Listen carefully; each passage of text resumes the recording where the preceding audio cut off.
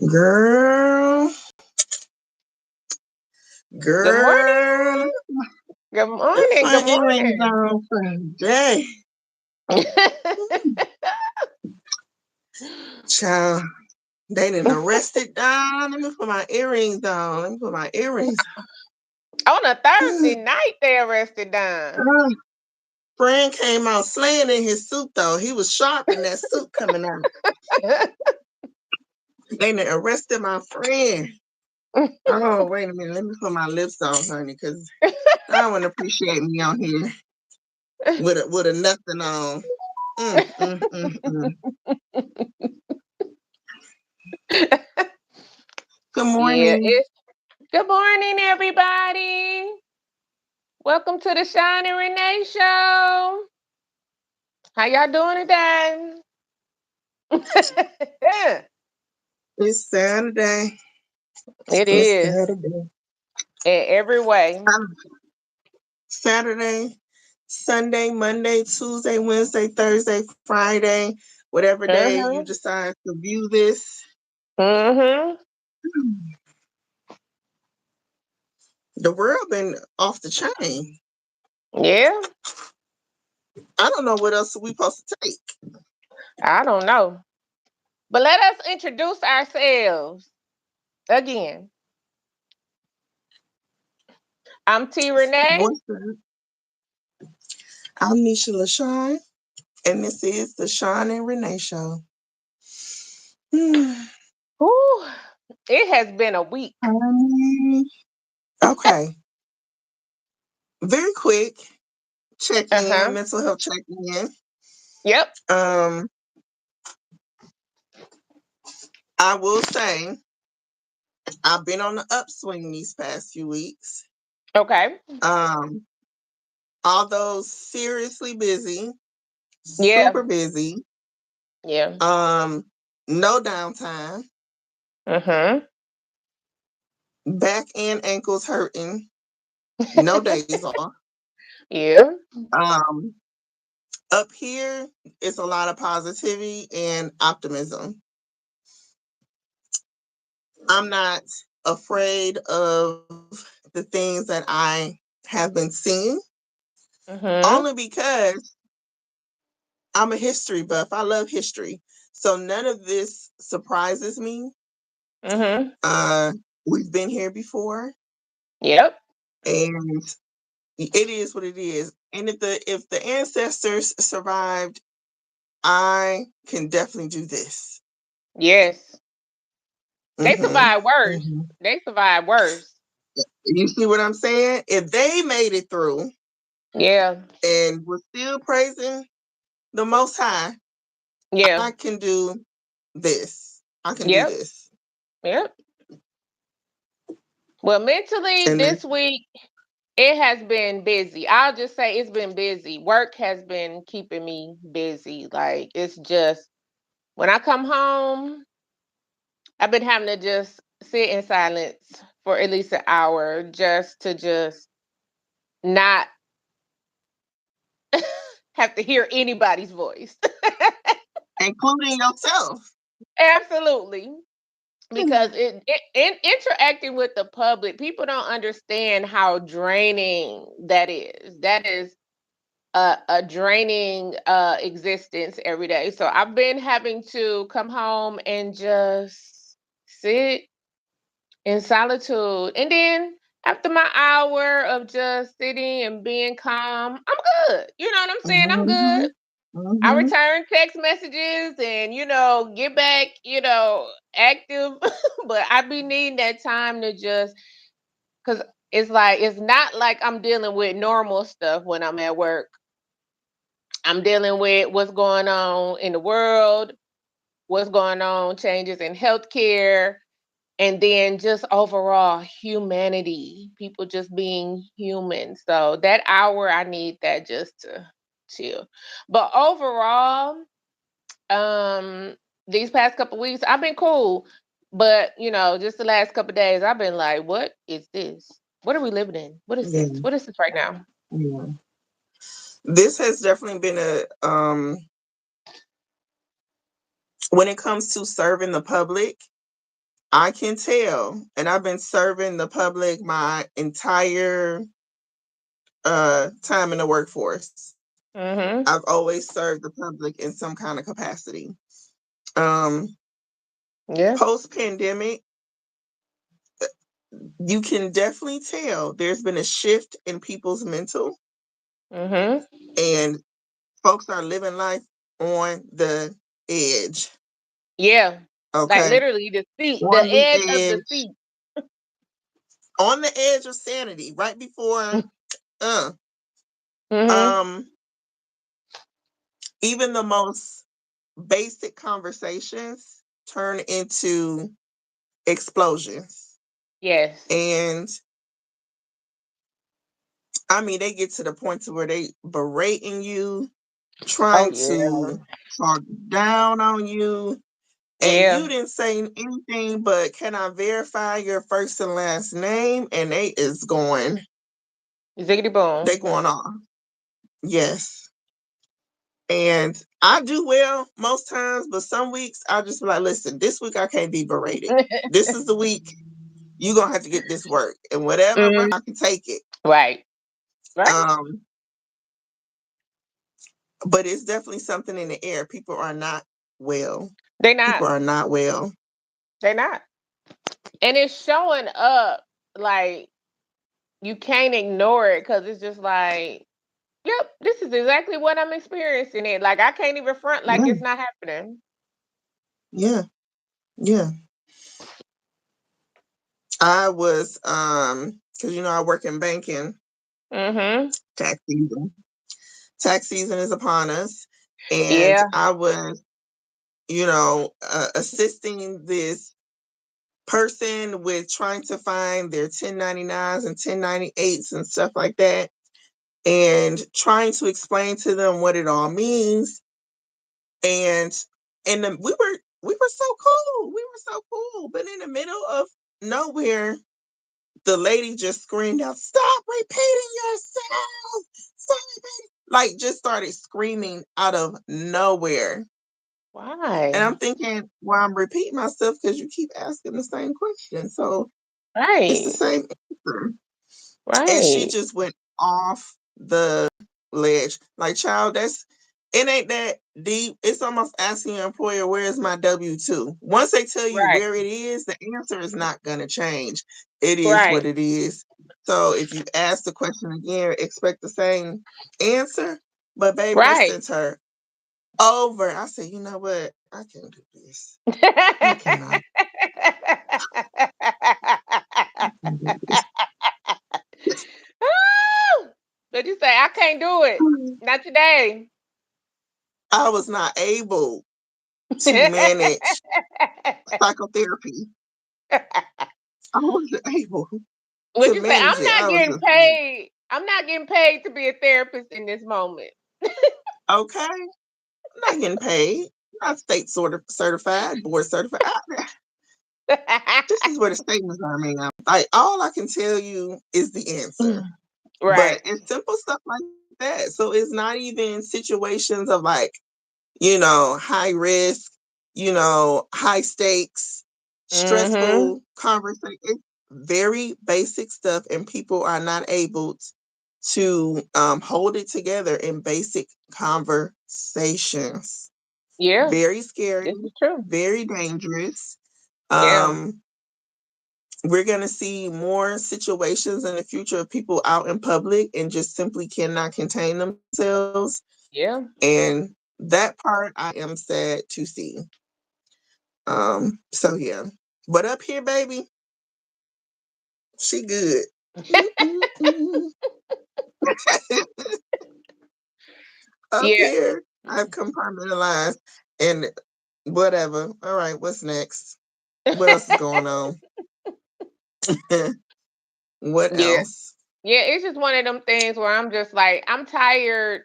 I can honestly say because I was talking to a friend last night and I was just like, I just want the chaos to stop. I said, I just know stuff gonna happen, but it's just like mass chaos every day. That's what I'm tired Every day. of every single Every day. day. So I said, other than that, I said I can tune 90% of it out, but it's just that constant Mm-hmm. chaos. You just wake up in the morning like something else, like, damn Mm-hmm. it. Like y'all didn't nobody decided to just have a good night's sleep last night. No, no, they didn't. They did but not. but yeah, so I just been like I said, I've been making my peace. Peace is my priority and I'm gonna have it. Mm-hmm.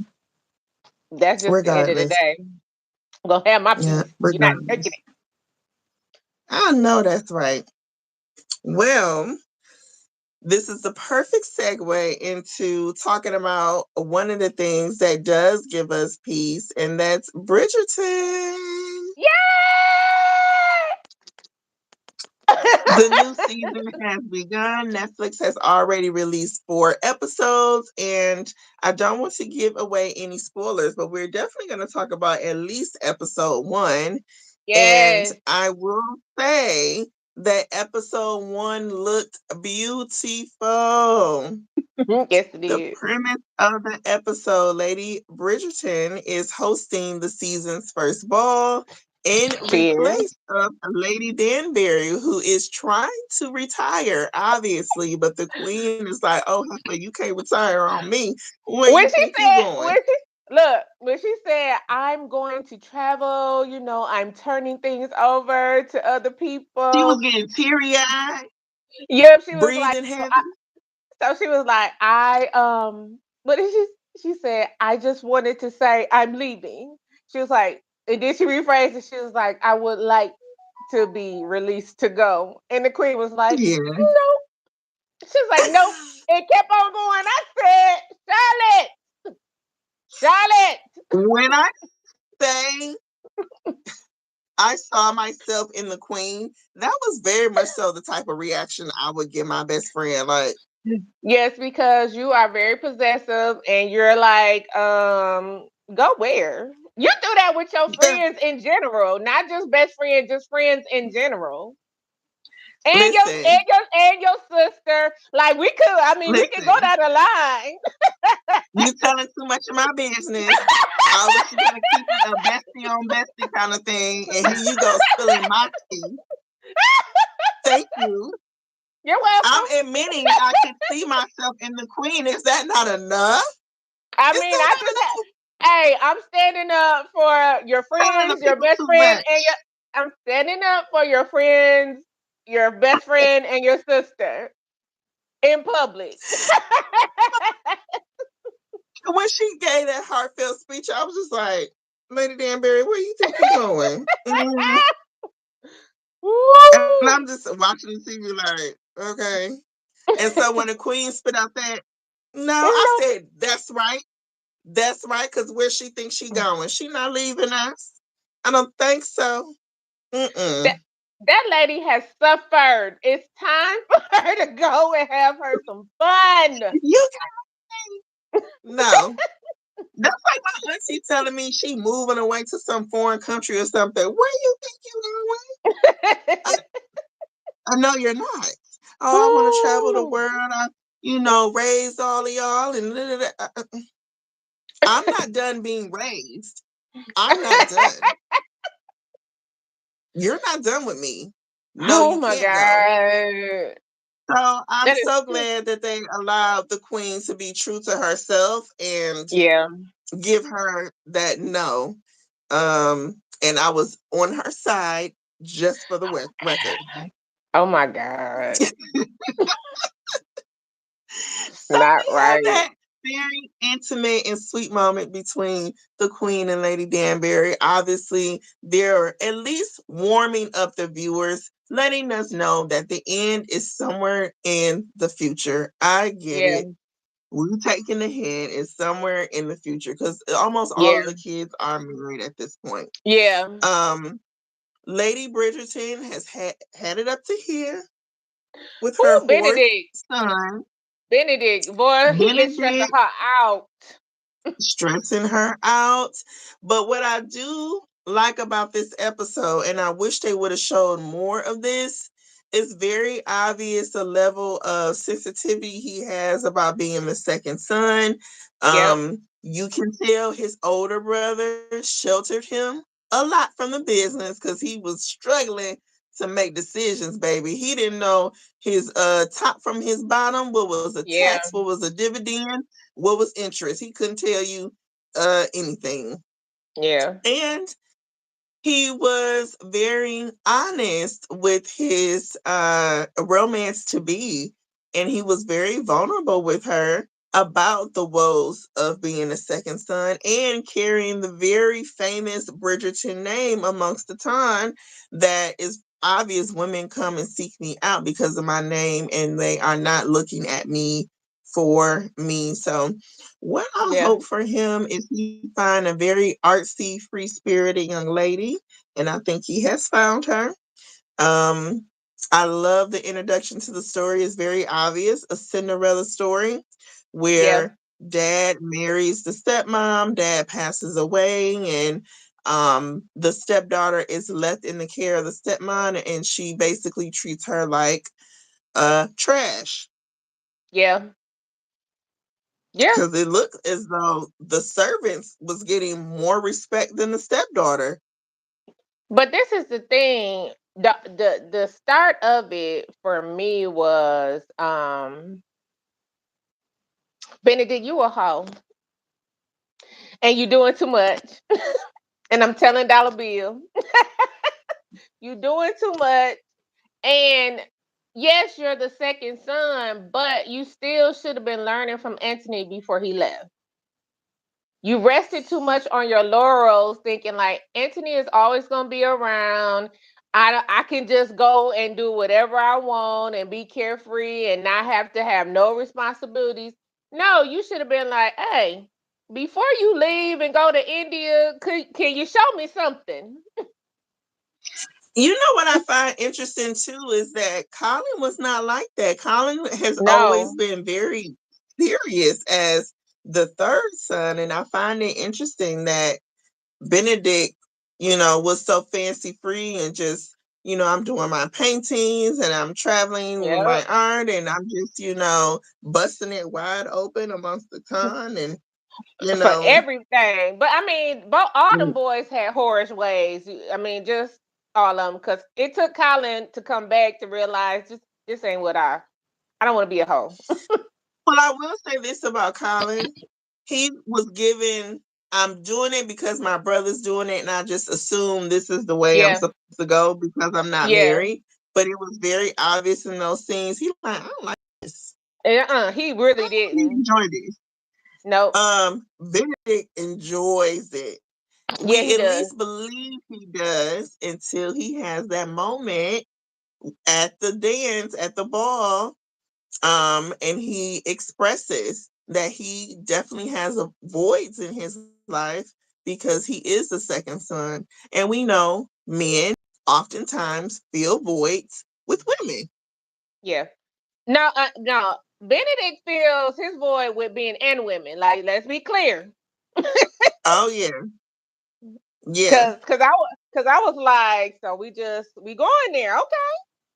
Okay, because I thought last season with him and old girl and old boy, I was just like, oh, he was just trying something out. I'm like, oh no, this is you still in that? Okay, cool, all right, I see you. You still out here on the prowl for both sides. Okay, He said I ain't got nothing else to do. that basically that's what it is. He ain't being made to I do don't have nothing. anything. Mm-mm. Nope, Wasn't made to do anything. But Mama Bridgerton is fed up. She's had it she up to is. here, and she said, "You, this season, you about to get serious. So either you Yep. pick or I pick." And I really like that she decided I'm gonna take rain. You done had enough free time. And speaking of Mama Bridgerton, baby, mm, her and Lady Danbury Brother. brother, Yeah. and they I don't. good I, and grown. They yeah. grown and sexy, so they don't need no chaperones Yeah. and all that kind of stuff. No. She's a widow. She ain't gotta be worried about being ruined and all that kind of stuff, baby. She said, Mm, I wonder if she's gonna give in because she believes in that true love stories rhetoric because that's her. That's her. She's a lover girl. yeah. So I wonder if she's gonna give into it because it seems like she wants to, but like she's hesitant. She's like, wait a minute. When he kissed her wrist, she was like, let me pull it back just a little I bit. Let think me her pull it back just a little hesitation bit. is more so those crumb snatcher kids of hers, trying to Probably, focus on getting them settled and constantly putting herself on the back burner. And that's just the ways of a mama. yeah. But she still got one more kid that she's finna tussle with, and that's Eloise. Because Eloise told her, I'm putting myself on the shelf, and she was not having it. Can I say that I'm really tired of Eloise? I'm tired of you. I'm tired of you. Not you If mad I at was Lady Eloise. Bridgerton and and my daughter came to me and said that, and I would have said, I'm tired of you. I'm tired. You went away with your sister She did. right after she got married. Mm-hmm. Okay. You played amongst the time. Yep. You manipulated here and there. You've Mm-hmm. avoided and skated through. I'm tired Mm-hmm. of you.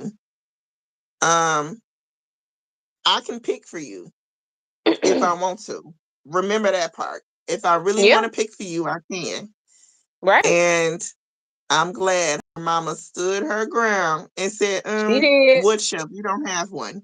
This family don't have a shelf. Right. She basically told her like, whatever, and we gonna get you married. Point blank. Mm-hmm. Period. Mm-hmm. Period. Period. And I like that Mm. Lord Kilmartin, and I can't never think of that girl name. Whoever he married, the other daughter. What's her name? I can't never think of her name. But anyway, I like their dynamic because I knew that cousin was gonna be an issue when they got back. I knew she was. And I can't wait to hear more details about what that dynamic was, because you Hmm. could you could see that she had an overbearing personality, or at least a Absolutely. personality that um I think her name Francesca. Francesca would not be Yes. too entertained by, 'cause her and Kilmartin are very subdued kind of people. They are. All of that extra stuff, no. They ain't with none of that. They like calm Yeah, yeah. and quiet. So I can see that the cousin was getting on her nerves for sure. Yeah. So I don't know how many episodes you got through, because again, 4 is already uploaded to Netflix. So did you go beyond the first episode? No, I didn't make it because, like I said, this week has been busy. But I did want to see how it's going to start, and I do like the Cinderella story. But as you know, I hate bullies and I hate people who treat people mean. So I can't wait till she flex on their ass. Because we all know how Cinderella stories end. So I can't Mhm. wait to see how that plays out.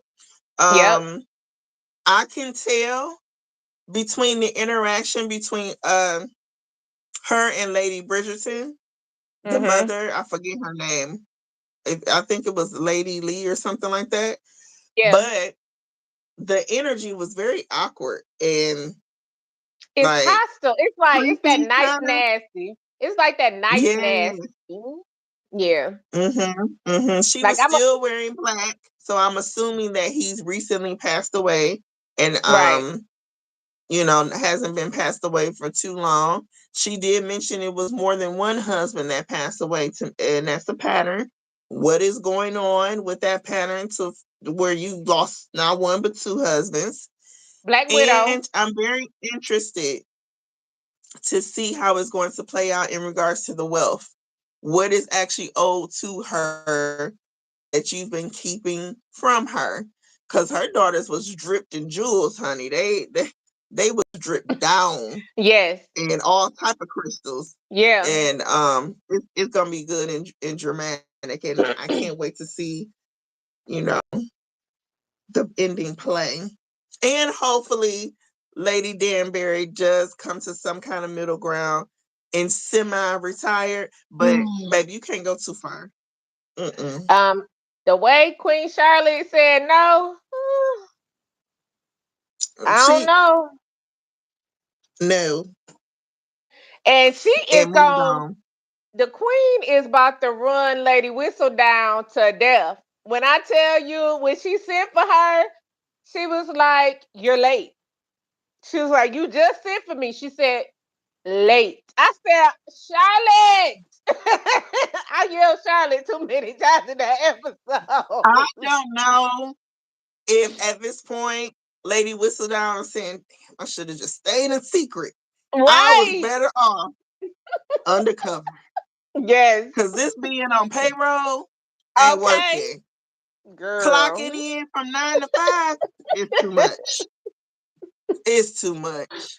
Who Girl I was yelled stressed. She was Charlotte. hiding behind her husband. She was like, "Oh Lord, Not again. And then the wager. She talking about, are we making a wager? I said, Charlotte, everything ain't got to be competition with you. And she said, "I must be entertained. I only associate with y'all to be entertained." That's it. She didn't even want to come to the ball. But you know why she didn't want to come to that ball, right? Yeah. Yes. Because she felt like it was phase 1 of Yeah. Lady Danbury trying to retire Yeah. So she's trying to prolong and the trying, inevitable. yeah, mm, she's trying to prolong it. She like, we some old beaties now. Come on now, we done. It's time for us to move on. And you see how she's talking slick? No, She was like, why didn't you throw in the first ball anyway? I said, Charlotte. you know why she not. You know why Lady Bridgerton is doing it. Charlotte, Like don't be Charlotte. like. I was finding myself being in the middle like Charlotte. Don't be like that. But then at the She same was time, like Lady Danbury, don't push it now. Don't push it. she Where do was you think cutting you're up. going? The queen was Mm-hmm. cutting up. But yeah, I enjoyed it. I'm gonna watch the rest of the episodes this weekend. So I'll be ready when they drop. What's the next four drop like in a couple weeks? Later on this spring, Yeah, so I'll be ready. I'm gonna watch, but I'm gonna watch the rest of them too. It's like a couple things I gotta watch. I'm gonna watch those, and then I gotta watch the next episode of Miss Pat. So yeah, I'm gonna get caught up this weekend. It's cold, it's snowing. I ain't going nowhere. Outside is not for me right now. It's rude. I do have one complaint though, and I'm trying Hmm. to find their name right now.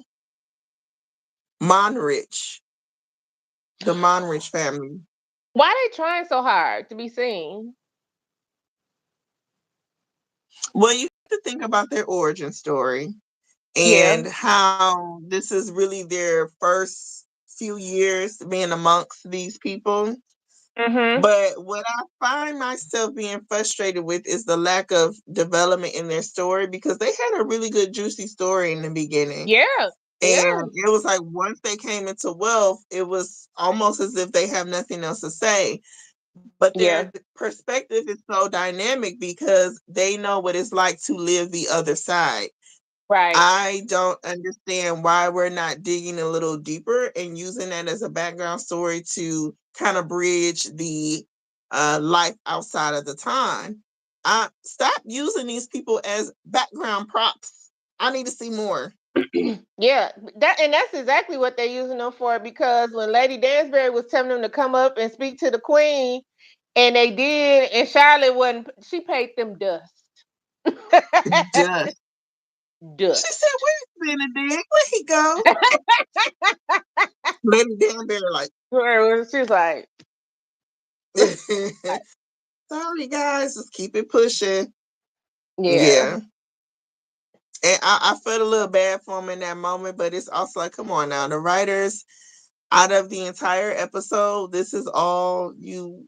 Half of Got for them, you them. guys can do Right. better than this. You can do better than this. Right. I need to see more. I don't want to see the same story that they've been driving the past 3 seasons. And if you don't Right. have more story for them, write them out. Just remove Right. them. Send them on an adventure or something. Yeah, something. Um, Now Bridgerton, I am going to try to pace myself and when I have free time in the upcoming weeks, just go ahead and bring out the next three episodes. But I do like the Mhm. start that we're on because Yeah. I need to make sure I save my energy for Traders. Have you gotten into the show Traders at all? No, what's It's that? on Peacock, I don't hosted have her. by Alan Cummins. So for Mhm. all of my trader fans out there, it's always a mixture of Real Housewives. You have like Survivor players, Big Brother, Mhm. people from The Bachelor, all kind of reality shows. Sometimes even mixed in with regular working people, Mhm. and they play like a twisted version of like even more twisted version of like a murder mystery game. Mhm. Um, Right now, Candace Diller Bassett from Real Housewives was selected to be a trader, and most recently, um, Lisa Rinna from Real Housewives of Beverly Hills and soap operas and many other movies and TV shows was recently voted out. Traders has been good entertainment this season. What This is the what's the premise? So the premise of the show is, like I said, it's kind of like a twisted version of a murder mystery Mhm. game. We have a group of people, let's say 20 people, and out of those 20 people, Hey. maybe two or three. Hey y'all, what's up? Maybe two or three are selected to be traders. Out of those traders, they have to select other people to murder out of the group, right? A game of So elimination. kind of like Clue. Yes. Now, Okay. the people who are faithful have to use clues to figure out who are the traitors that's been murdering off the innocent faithfuls. Okay. So far, oh, and Donna Kelsey was on this season. Travis Kelsey, Taylor Chelsea Swift, and mother-in-law yeah. to be. Mhm. She was on this season and she was actually selected to be a traitor. So she was organizing murders in the house and getting rid of people. But they were Okay. able to figure her out and discover her. Mama Kelsey wasn't a very good traitor because she didn't really have a poker face. She Mhm. came into the game very warm and fuzzy and welcoming. And then as soon as she found out that she was a traitor, she got real stoned. It was like she didn't know how to act amongst the group and they clocked her real quick, voted out. Okay. But we still had Lisa Rinna.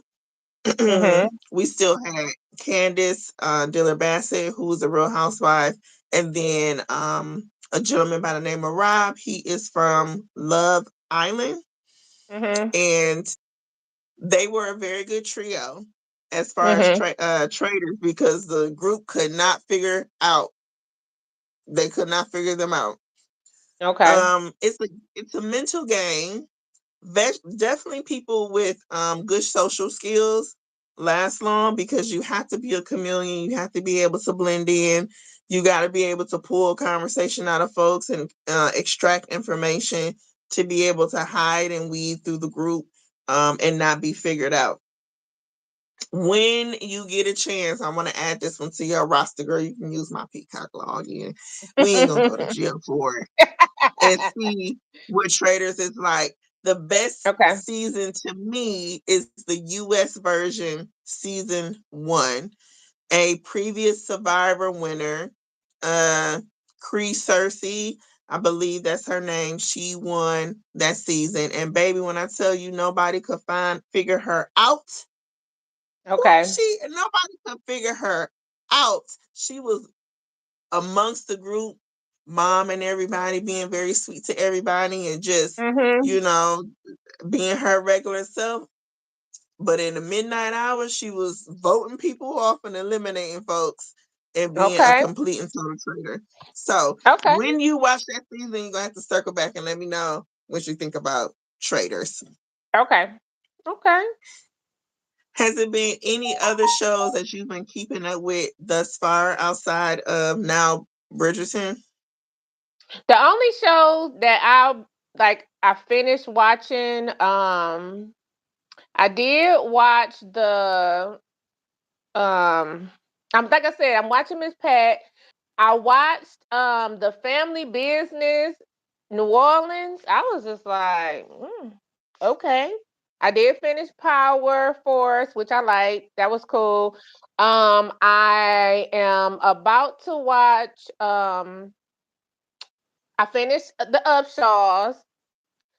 That made me cry. I gotta finish that. Yeah, Yes. the last season made me cry, and the only reason why I cry is because you could tell that the cast, they didn't want it to end, but it had to end. But it was, Yeah. I like the final season. No, we're in Michigan. We're not in Louisiana.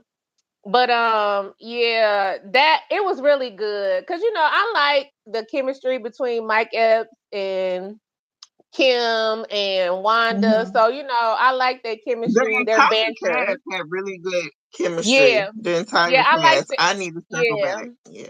Yeah, I like their banter. You know what I'm saying? And if you like Mhm. banter Mhm. cause that's like real family. The banter between families, I like the banter. So, Yeah. so that was really good. And I'm trying to get caught up on Abbott Elementary. It's just like the hardest thing to do. I sit down to watch it. I get 2 episodes under my belt, then my ADHD kick in, and I'm like, you know what? I gotta do this. And then 4 or 5 episodes and flew Abbott by and I ain't Elementary seen is nothing. my bedtime TV show. And sometimes it takes me a whole week to get through one episode because after a few minutes, then my eyes is like, Yes.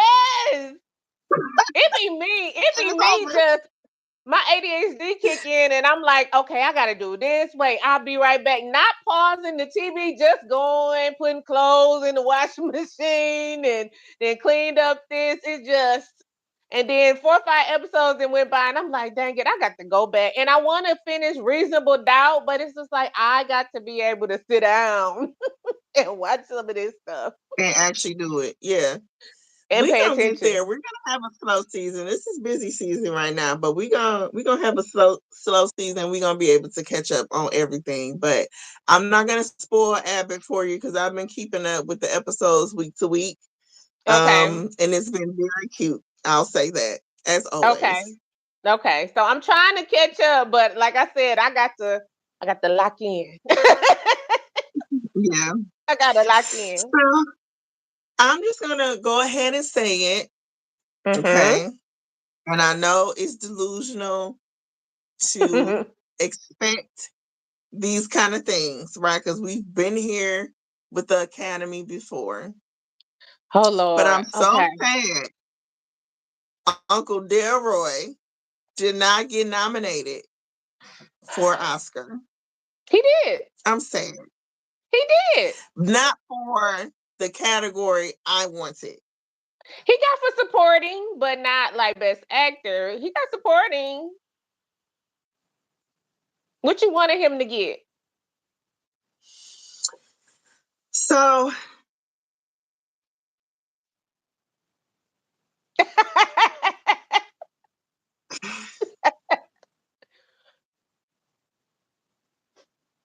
this is where I say the delusion comes in Okay. because he can just take all the categories. Y'all can just shut it down. All those other spots, just shut it down. We don't Yeah. need it. We don't True. need it.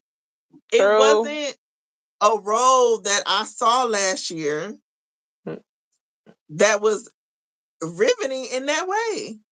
Y'all Yeah. wasting these people's time. Let's just go back to the drawing board. No, not we don't have to have a winner. We don't have to have the category if everybody kind of sucks. Okay. So here's the thing. The most nominated movie of all time. 16 nominations for Sinners. 16. Now, from what history has shown us, most movies who are nominated like that do not win well. However, comma, it would be a huge disservice to this cast to play in their face like that. Because across the board, everybody said that was the best movie that came out last year. The best across the board in Hollywood, across the world. That was the best movie that came out. I don't care about Marty Makes Supreme, all that stupid stuff that came out. Even him, I didn't watch him, but I thought Jordan Peele probably did a great job. I just can't dig his style of movie because it feels traumatic.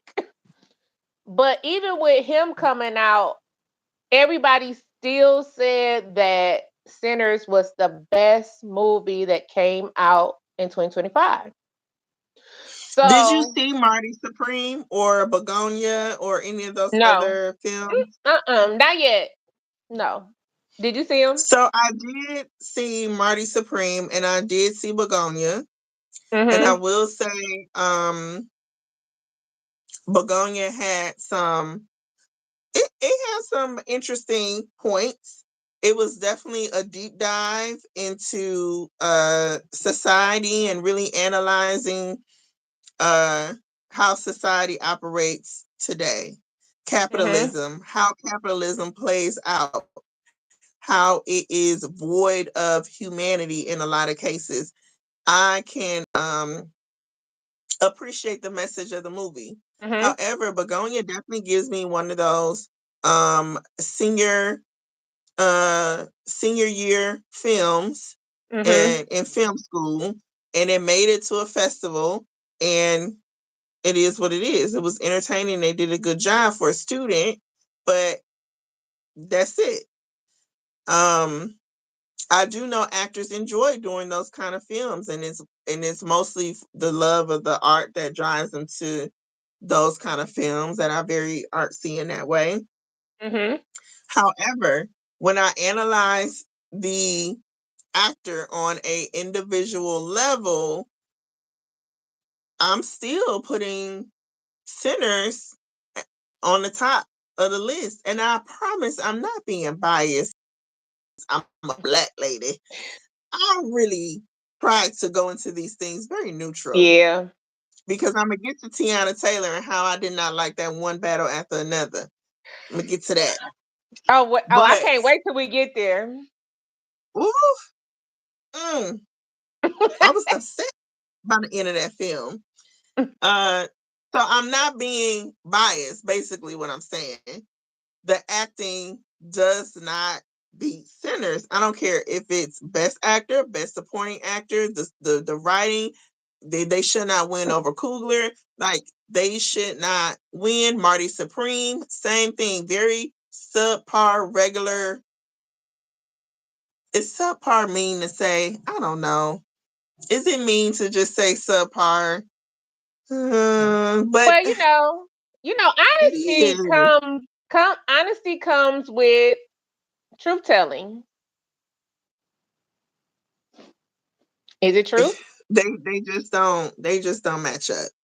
I am Sinners all the way. I need to see them come out with at least 3 awards that directly reflects the Five. actor. 5. I need 5 out of that 16. I'm being honest. They need What to win what 5 out of specific categories do you want them to win? best cinematography, Okay. best actor, best supporting actor, best cast ensemble, and best original story.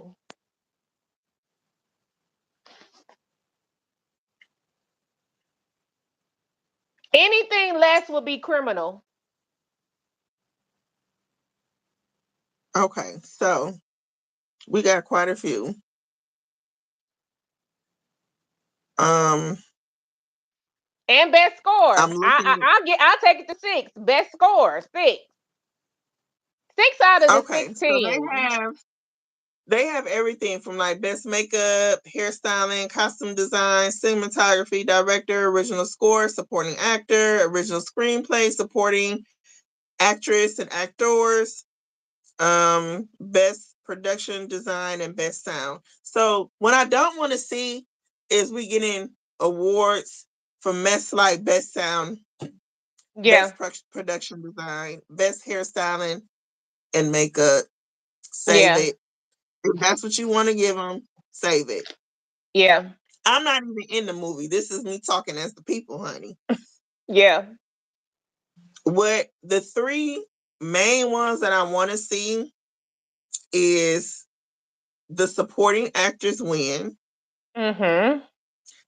I know this may be an unpopular opinion, but I don't think Michael B. Jordan deserves an Oscar for this role.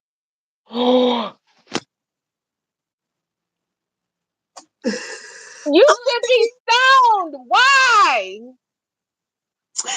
I don't think I don't think his acting was Oscar worthy in this film. He played two people. What do I don't you mean? care how many people he played. I don't. I don't. To me, You in you my are very breaking my humble heart. opinion, my Mhm. very, very humble opinion, it was the supporting actors that really made this movie pop. I agree because I want Uncle Delroy to win. I want like it would I would cry if he didn't get supporting actor because he My deserves it. soul stirred from his role. Yes. My Yes. soul moved from his Yeah. acting. Yeah. Um, Wumi, what she represents in the movie, you cannot not award that. Yeah. Ryan, for his originality. How many original films? Not even Begonia is a remake of another movie from overseas. See? Not even You see what I'm saying? original. Marty Supreme is loosely based on someone's life. See? Not original. Let's keep it. Not original. I want all the people who came out with something that's based upon a book, somebody's life, a remake, an old wives' tale, all that stuff. Nope. Get Not to an the old back. wives' tale. Not an old Get wives' to the tale. back. An old Get to the wives' tale. back. Ooh. I don't think they trump when somebody really uses their brain and come up Yeah. with something new and original. The Yeah. Oscars should deem that more valuable. I don't understand how they don't consistently see that. So I need Ryan to win for that best original screenplay. Absolutely. I need the supporting actors to win. Yes. And I have a toss up between cinematography and the score, but I'm leaning more towards the score. Only Yeah. because when it I came like to to see. the vast majority of the movie, we were Mhm. in singular sets, like the barn, Yeah. at the market. You saw them driving down the street. Like it was very like singular when it came to the scenes, locations. Mhm. But that score was amazing. It was. It It was. was amazing. That's what So I said. 5 to 6 out of the 16, they better be bringing home, or it's gonna be a riot. Now I know they gonna clean up at the Black Awards. That's a no brainer. But Oscars, get it right, please. Just get it right. Just get it right. well, hopefully they're on the right side of history. Now, Let's hope. speaking of awards and nominations, we know Tiana Taylor got the Mhm. Golden Globe for Best Supporting Actor in one Yeah. battle after another. Now, It's you and saw she's nominated. one battle after another. I did. She got nominated for an Oscar for it too. Yes, I saw one better after another. Can we talk about it? Okay, because I You don't see have my anything face? positive to say. Okay. So I'm gonna say this, and I'm being very transparent. I only went to see the movie because she was in it,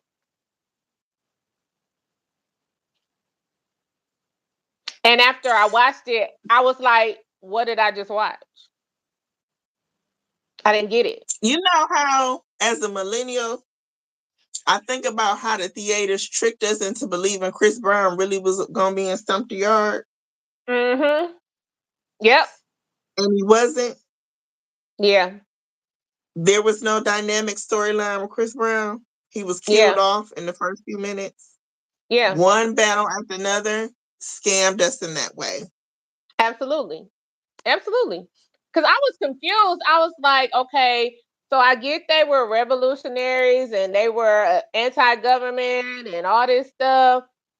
But by the end of the movie, I was just like, what is this? Leo The end of the DiCaprio? movie really wasn't an ending.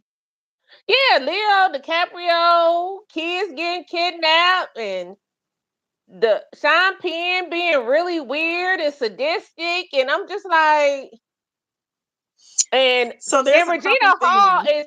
Regina Hall is too talented to have been in the role that she played in that movie, and so is Wood Harris. Because I was just like, what's going on? I didn't I didn't get it. I left the theater literally I saw saying, the "What did I movie just because watch?" I saw that Wood Harris was in the film. I saw Regina King was in the film. I saw Tiana Taylor was in the film. I actually like Sean Penn as an actor, and I can Mm-hmm. tolerate Leonardo DiCaprio as well. Yeah, Um, and I say tolerate because of his recent work. I have not been, a fan of, yeah, entertained. Now, I do realize this movie was based upon a book, yeah, and the book somewhat mirrored the movie, except the element of racial perception. okay, In the book, from my understanding, even though they didn't explicitly detail for all of the characters, from my understanding of the book, every last one of the characters were white. Okay. okay, Now, with a book, imagination can be used in however way you see fit. But with a movie and the choice of marketing, they have to really think about what message are you driving. mm-hmm, To me, putting a black woman in that position, in that particular role that Tiana was playing, was very tone deaf to where the direction of where we need entertainment to go. All of the things that we've been hooting and hollering about as far as equality and mutual respect in our roles and being able to see us as dynamic, complex characters and not being utilized as like the sex symbol to draw in eyes to the movie and having more of a deeper story and all that stuff. All of that was pushed aside, and here we are again back in the same situation. And as much as I love Tiana Taylor, I love her down. And I honestly think she deserves all the awards because she is multi-talented. I just she find is, it frustrating that of all the things that she's done, and I'm not just talking about in music, but in film, this wasn't the role where the red carpet should have been rolled out. She was barely in the film. The acting was terrible. It was very awkward. It wasn't fluid at all. It was the lines were horrible. We got no backstory. We don't know how she ended up in the situation, and we don't know why she was so adamant about running away from her child. Why did she have to be involved in one battle after another? What was her mental like? Why was she such an adrenaline junkie? Because it seems as though she was more excited about being involved in the mess than actually resolving any mess. yeah, Um, we didn't get no backstory on her. We didn't even get Leo. having a sit down, in depth conversation with her elders to figure out who is she really. At least give us something. Something. Well, the thing about it is, I didn't really care about the sex symbol part. That's just me because Halle Berry won an Oscar for Monsters Ball, so and I thought that was a trash movie too. So all that sex symbol stuff, I didn't care about that because I know I get Hollywood. That's where they at. They still basic in their thinking when they see black women. I wasn't tripping off that.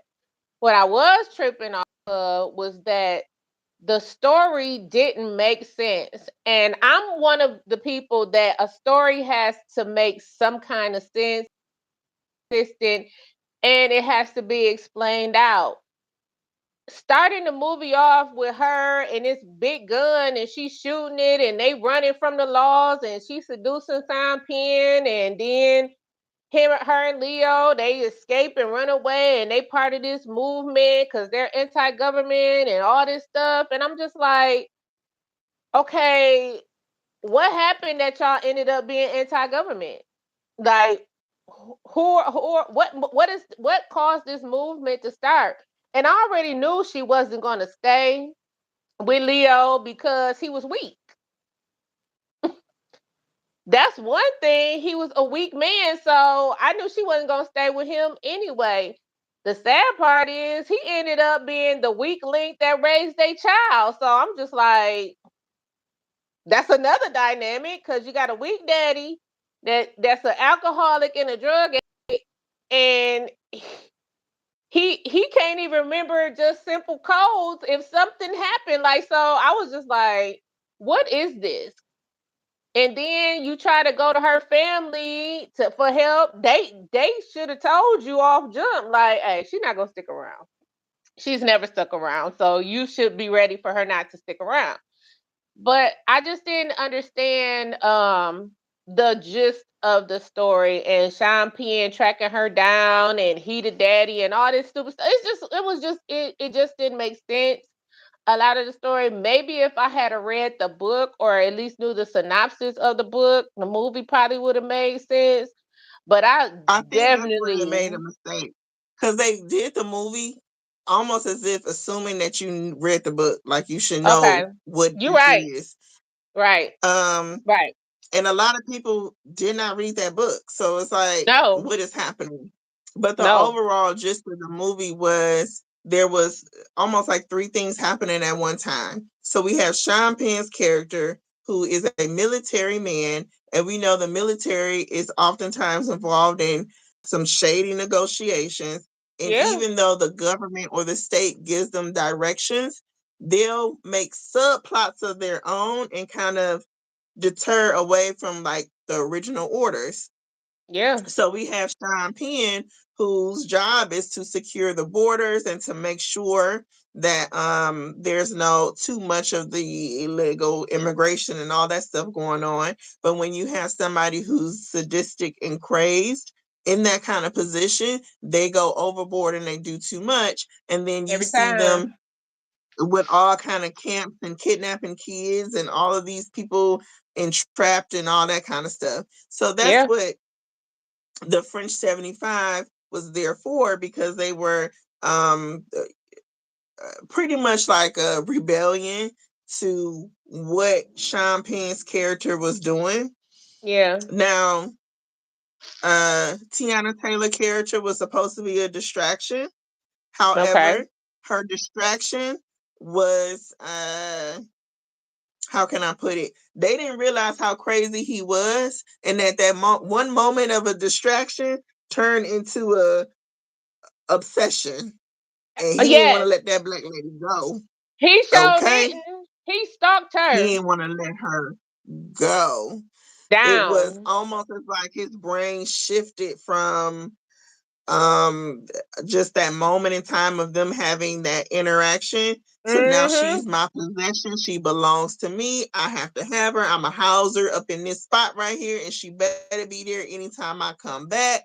And if Yep. she's not there when I come back, then she's a fugitive at this point. And I'm gonna um track her down by any and means I'm gonna track her necessary. down. Then you have Sean Penn and his additional motives. He wanted to be a part of the Christmas Club, which is a white supremacist society. They Yeah. operate in secrecy. And in order for him to be a part of that very sadistic club, they had to ensure his bloodline was pure. So once he realized, like, oh, shoot, I want to be a part of this club, I'm going to have access Right. to way more power and I could do Right. more of the sadistic things that I love. I have to Right. track down this To see if this baby that's child is mine. approximately Yeah. mine Mhm. because I know 16 years ago, 17 years ago, I had me a little thing on the side. And Mhm. yeah. And then you have Leonardo DiCaprio's character, and unfortunately, we got no background story on him. We don't know what his life was like prior to meeting Tiana No. Taylor. He's a part of No. the revolutionary group, but he decided to withdraw and pretty much retire from it once he had this baby he had to raise. Now, he didn't cope very well, he didn't adjust very well, but it looked like the girl was healthy of a decent mind, head on her shoulders. Yeah. So we got to get a crackhead credit where crackhead credit is due, child. So you got multiple things happening at the same time, but Yeah.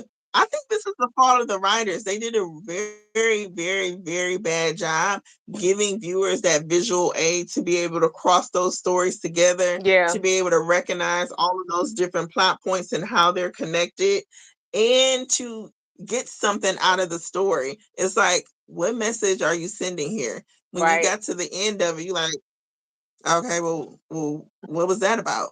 You Yeah. shouldn't walk away from a movie Literally. feeling like, Literally. oh, that's it, that's the end. Oh, dang.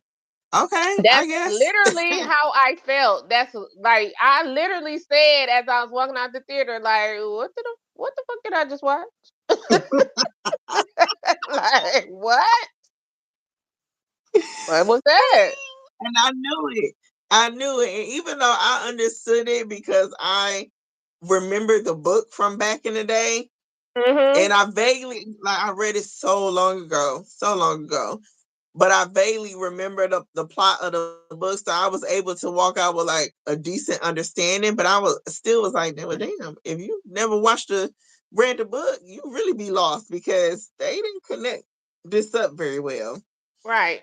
Um, so yeah, I am disappointed that again and again and again we're nominated for the things that we didn't necessarily excel at, or Right. we're oftentimes nominated for being in proximity to, in my opinion, whiteness. Yeah. Because she was in this role next to Leonardo DiCaprio and he's Yeah. a, actor darling, she deserves an Oscar. She's in the film with Mhm. Leo. No, actually, when she did that independent film, she did her best acting. She did. And you guys paid her dust and you did not pay attention to how great she was prior to being next to this white man who actually didn't really do good in this film. No, she did. She did better acting in Strong than she did in this movie. Okay. Okay. And Let's Leo talk was acting about like it. he was slick the whole doggone film. And let's talk Okay. about the fact that his daughter really saved herself. Really, she Okay. did. She did. She did. That baby had to use her critical thinking skills to like get She away. saved herself. And She he did. just so happened to give her a ride back to the crib. And That's that it. was it, child. That's it. That's it.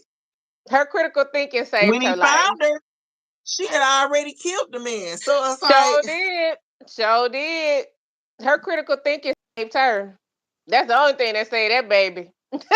mm-hmm, that's it. So it's like, Leo, oh my God. And then he got back home and got right back on the couch and started smoking got weed again, child. got right back to what he was doing. Being a nothing. Nothing. Nothing at Okay. all. All right, moving Nothing. on. Mm, mm, mm, mm. At least, at least we got a good laugh out of it. That's it. Yeah. Yeah. Um, To the entire cast of Sinners, I want to give you guys your flowers and just Yes. know we are hoping and praying that you all receive the recognition that you deserve. But I want you to know, regardless of what the Academy says or does not say, you are winners in our book and you will be the winners in my mind for 2026. Trophy. You guys have the trophy And in my I mind. love every single cast member. Y'all were phenomenal. Like Mm-hmm. phenomenal. Mm-hmm. Phenomenal. Kudos Mm-hmm. and congratulations in advance. Now, Yes. while we're in the awards arena, the Grammys, now we just gonna talk about the Grammys real quick fast. And we only gonna talk about a couple things. What do you think is gonna happen with Clips, Kendrick, Tyler, Cardi, and who else? I think that's it. Them four. Cause some of them are nominated for some of the same things. Like Kendrick submitted Gen X for best album. Clips supported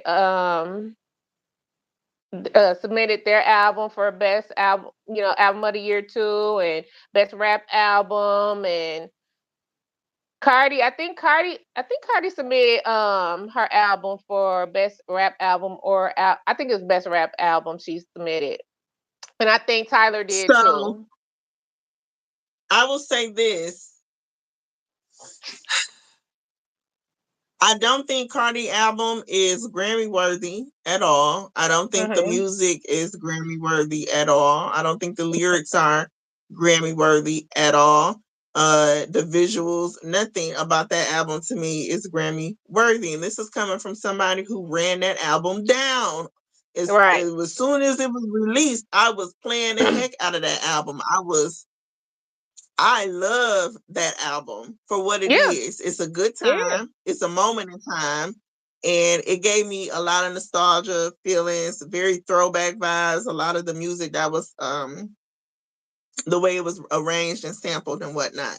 Oh, I forgot. This Doechii is is for best rap. Doechii is for best rap album too. I forgot about her. I know it was somebody else. I okay. knew it was one more person. Yep. Um, we gonna be honest. Cardi B was on that album saying things like A B C D E F G. Like, Mhm. come on now. We're not Yeah. going to pretend like these are Grammy lyrics. And Mhm. I'm not even a Doechii fan. I like Cardi's music. I don't like Doechii's music. Mhm. Doechii is a great rapper, and I hear and understand her talent. And I can Mhm. see why it would be considered Grammy worthy, right? Mhm. I'm Yeah. a complex person. I can see the nuances and understand nuances, okay? You're not gonna catch Mhm. me playing Doechii, but you're Right. gonna catch me playing Cardi. Right. Um, I don't understand. I'll say this: I don't think outside of Doechii, Cardi has any competition when it comes to the women for Okay. 2025.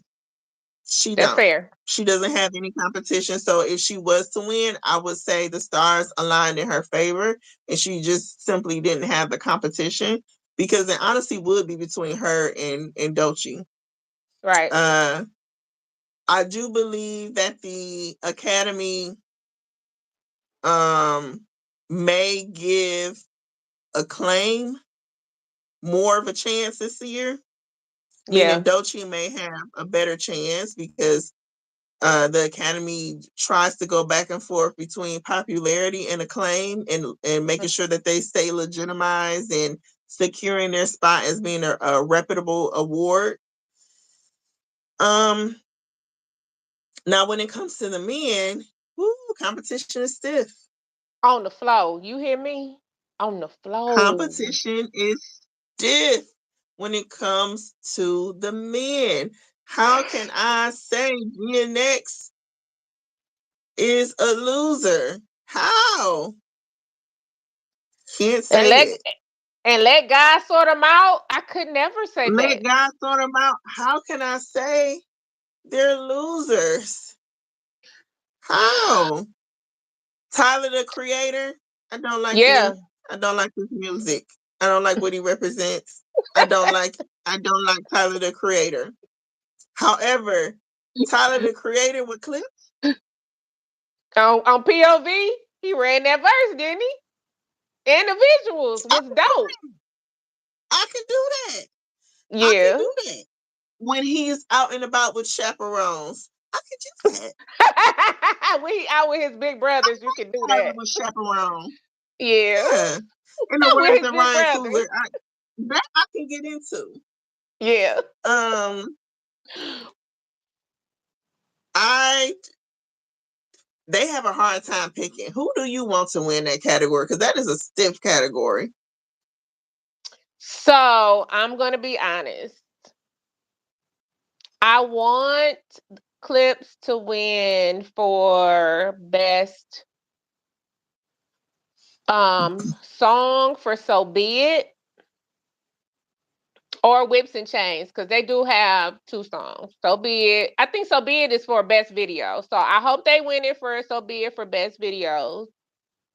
I hope they win it for I hope they win for I want them to get best rap album. However, comma I just feel like Gen X is gonna win. I just do. I just think that because they submitted for Whips and Change for best song, so I they can pick that one up too. So they can get So Be It for best video. They can get Whips and Change for best song, but I just still feel like Gen X is gonna get best rap album, if not album of the year. The Grammys love Kendrick. Love Kendrick down. Yeah, yeah, they love Kendrick down. So I just feel Yeah. like it's gonna be another Kenny winning season, and I hate, and that's what I hate so, but I hate when Clips and Kendrick are active at the same time because it's like the Clips is so deserving of a Grammy because Malice been gone for how long, and he came back out rapping everybody. I hope the storyline is enough for the Grammys to be like, let's give it to these people because you come out of Yeah. retirement as a grandpa and you get in the Yes. business, So get in there his I hope, award. yeah, I hope they pick up at least two, but I just still feel like Gen X is gonna get Rap Album of the Year and Best Album. Now I say that not listening to whoever else is nominated for Best Album of the Year, but I just still feel like Gen X is gonna win. Gen X ran 2025. The latter part of 24 and all of 25, Kenny ran 2020 the middle of 2024, all of 2025, even with the clips coming out, the clips were active and they got their flowers and they just do because let God sort them out is a phenomenal piece of work. Pharrell did his best production on that album. So I will never take that away. It's just that I don't know. I really want Clips to pick up two trophies. I do. I want them to pick up two trophies, but Well, I just hopefully feel the like, Grammys make it even and they yeah, figure out a way to shine a light on both of them because both yeah, are truly deserving more so they than anything. are. And I hope that Tyler walks away with nothing. And yes, I am a kid. I Don't don't do care. Tyler like that. Don't do Tyler like that. Don't do him like that. That little baby is talented. You don't dig his music, but he is talented. You know, on POV, he came with it. And I can't ignore that he has talent, which is why I Okay. can appreciate him on PLV. And I like him chaperoned. I like him as a featured artist. When it comes to Tyler on his own, I don't like his antics. I don't like the things he has said and done. and I can't get that out of my head. I just don't like Okay. you. Okay. And that spills over to the music. And I just can't get with him. But I appreciate him chaperoned under some elders. He did good. And I can tell he really enjoyed himself sitting at the table with his uncles and doing his best rapping at the table with his uncles. Right. Thank you for saying we're beautiful, but yeah, child, I look, I'm gonna watch with non-bias. I'm not gonna be biased of what's going on, but I'm going to be biting. I'm gonna be biting my nails in anticipation between mostly Kendrick and Clips. Okay. Okay. We shall see. We'll circle back when all is said and done. Yes, Um, we do have an IG. It's our show name. It's on Instagram. Yes, we do. We have Instagram. what I've been cackling and kikiing about these past few weeks is that doggone Drewski baby. Baby, he got the church in uproar. Drewski in that Dior jacket. Drewski, why are you like this? Why? Um, First of all, let me just say the skit, the premise of the skit is really shining a light on mega church pastors and all of the antics that happen within the church, how they treat their congregation, how they view Yeah, wealth, how they display yeah, wealth, and how they yeah. prioritize wealth and the accumulation, constant accumulation within the pulpit. And they utilize their pulpit as the space to grab as much money as possible. Right. Drewski, Uh, he did his skit. Nothing in the skit was made up. I want to emphasize this. no, it wasn't. Nothing in the skit was made up. What's that saying? A hit dog will holler. They was A hollering. hit a hit dog will holler. They were hollering. They were howling. They was rolling on the floor and everything else. Baby, I I love church. I have a pastor. Uh, I have a respect for pastors. I see the sacrifice a lot of pastors make as far as being someone who has been in the church for a lot of years. My Mhm. pastor worked a full career up until retirement. Mhm. I've only ever seen self-sacrificing pastors who Me too. truly um are shepherds over their flock. Right. I've witnessed these kind of pastors that Drewski was mimicking from a distance, meaning that I know they exist, I see them, and then I go the other direction. Right. Yeah. I'm not a member of your congregation because of how you conduct yourself. I'm not a member. You can't lay hands. I don't want you to pray for me. I'm not donating. No. Right. The issue I have with the church is that we constantly police the wrong things. Right. You are policing Drewski and his skit of very factual events, Yeah. but the people who actually played out those events in real life were not policed in the same way. Right. I agree. I'm And the confused. thing about it, just look at it, just what happened in the last couple, I'll say months. The whole thing with Marvin Winans, that whole clip. Marvin Sapp saying close, lock the doors, Close the doors. lock the doors. And then, what was that pastor in New York who was literally taking every dime and going to the Gucci store and went to prison? What the church got to understand is that we're not exempt from cult like behavior. Okay. Fact. Facts. Cult-like behavior can happen in any sector. We Yep. are witnessing that with MAGA, how they like Yeah. to play adjacent to Christianity, and they like to bastardize Christianity in order to push their narratives. That's not just for them. That's for each and every individual church within every little city across the nation and across the world. If your pastor exhibits cult like behavior, you're a member of a cult at that point in time, because you're not following the teachings of Christ. You're following the teachings of that individual pastor, Right. of Not that individual pastor.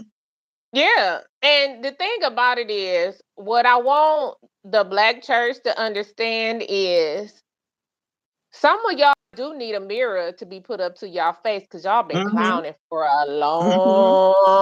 long time. Mm-hmm. Kimberell. Can I lean in, Kimberell? Can't you tell? Um, so y'all been clowning a long time and being real nice, nasty, and just acting a fool for quite a while Mm-hmm. now. Quite a while A now. very long time. And I find it frustrating. I find it disappointing. I find it Yeah. very appalling that they're able to call out on the main stage Bishop Wooten, who was able to talk about Pastor Jamal Bryant and Carrie Bryant, and to Yes. publicly Yes. say how her dress was inappropriate and how she mimics the a lady of the night, a streetwalker. You're able to say that boldly and proudly, but when these things are happening that really matter, I Right. have not heard that man speak out about what's happening in our administration right now. How At all. disappointing it is that this country is on the brink of a civil war if we keep going on this same track. I have not heard him on a main stage publicly speak out against the tyrants that's going from city to city, snatching people up. I have not heard him say anything about the church and how the church used to be a political main stage and how the people were educated politically by their leaders. We've And lost they that were thought. and we were safe havens because don't get it Yeah, twisted. A lot of churches were used in the Underground Railroad. Y'all stepping and yeah, fetching right now because I seen one yeah. pastor say, Don Lemon better not come in my church. Sir, do you even know what he was doing at that church? And you got the No. audacity to say that he better not come in your church? He wasn't Mm-mm. even an agitator. He was reporting what was going on. That's why they Mm-hmm. released him. They released him from Mm-hmm. jail. They didn't even want to charge Don. He was reporting. And y'all was mad because he pulled back that veil that that pastor of that church worked for ICE. Mm-hmm. Like, let's be for Mm-hmm. real. Let's be for real. So that's Mm-hmm. where y'all been stepping and fetching for a long time. $1,000 for somebody to pray for you. If you don't go ahead, God, my prayer will get to God sooner than me paying you $1,000 to pray for me. Like, be for And real. why would a pastor even listen? As a pastor, you are to teach your congregation how to pray, what it is to Yes. pray, what it means to pray, to a fee, offer a fee to teach somebody, not even to teach, to pray on their behalf. Meaning, I don't even want you to learn. I want you to constantly pay me to do it. Yep. To pray for That's you. sad. That is so sad. And it's Mm-mm. crazy because for me, what is me paying you $1,000 going to do? When I can talk, get on my knees, or sit on the side of my bed, or sit in the chair and pray to God myself. Like, so that's why I Mm-hmm. said a hit dog will holler. It wasn't nothing wrong with what Drewski did and making a skit because that's how y'all acting. My pastor, Yeah. God rest his soul, when he passed away. My pastor was an undertaker. He worked at the funeral home. He prepared the bodies for services. He had a job outside of the church. And one thing he mostly said, he was like, if it came down to me getting paid from the church, I will forego my salary because I already have a job. I won't Yep. ever put the church in a position to be in financial straits when I have a job. I will forego my Mm-hmm. salary to make sure that the church is fine instead of my pockets. Mm-hmm. That's the type of Mm-hmm. leadership that we're supposed to have. Not so you can go get the newest Rolls Royce, not so you can have a private plane, not so you can go on a fancy trip. And don't get me wrong, do what you do, but not on the backs of your congregation, because at the same time, who have you helped Yep. other than yourself? So I didn't Yep. find nothing wrong with Drewski doing the skit. It's just like if it didn't apply, you shouldn't have said nothing. He wasn't making If a it don't mockery. apply, let it fly. And I Yeah, want yeah. to address the chat when it comes to a president. They're not above reproach. They're not above criticism. Nope. There's no such thing as an inherently good president. Every action, every decision has good and bad effects. And it is up to us, the people of this nation, to be able to speak out on whether or not this decision is going to have a good or bad effect on the people. So it's not Correct. about liking somebody, because let's be honest, I don't know these people on a personal level and they don't know me on a personal level. The only way we can judge them is by their actions, the things that they have done and or said publicly. So when it comes to public performance as a political leader, we have the right to say, I like that or I don't like Or I that. don't like that.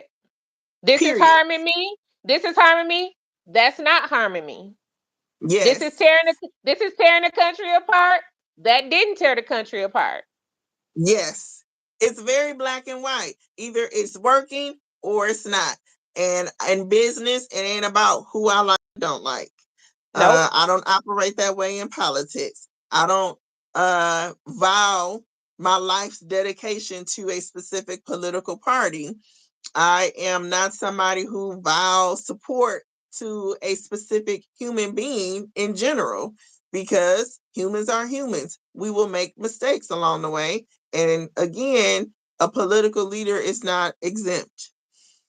Uh, and I really wish the American people would get on that wave Yep. to just decipher either is right or is wrong. All of the political guardrails that people like to hold up to say we're over here and you're over there, even though we all live in the same neighborhoods, we need to Mm-hmm. really do away with that. It's not working.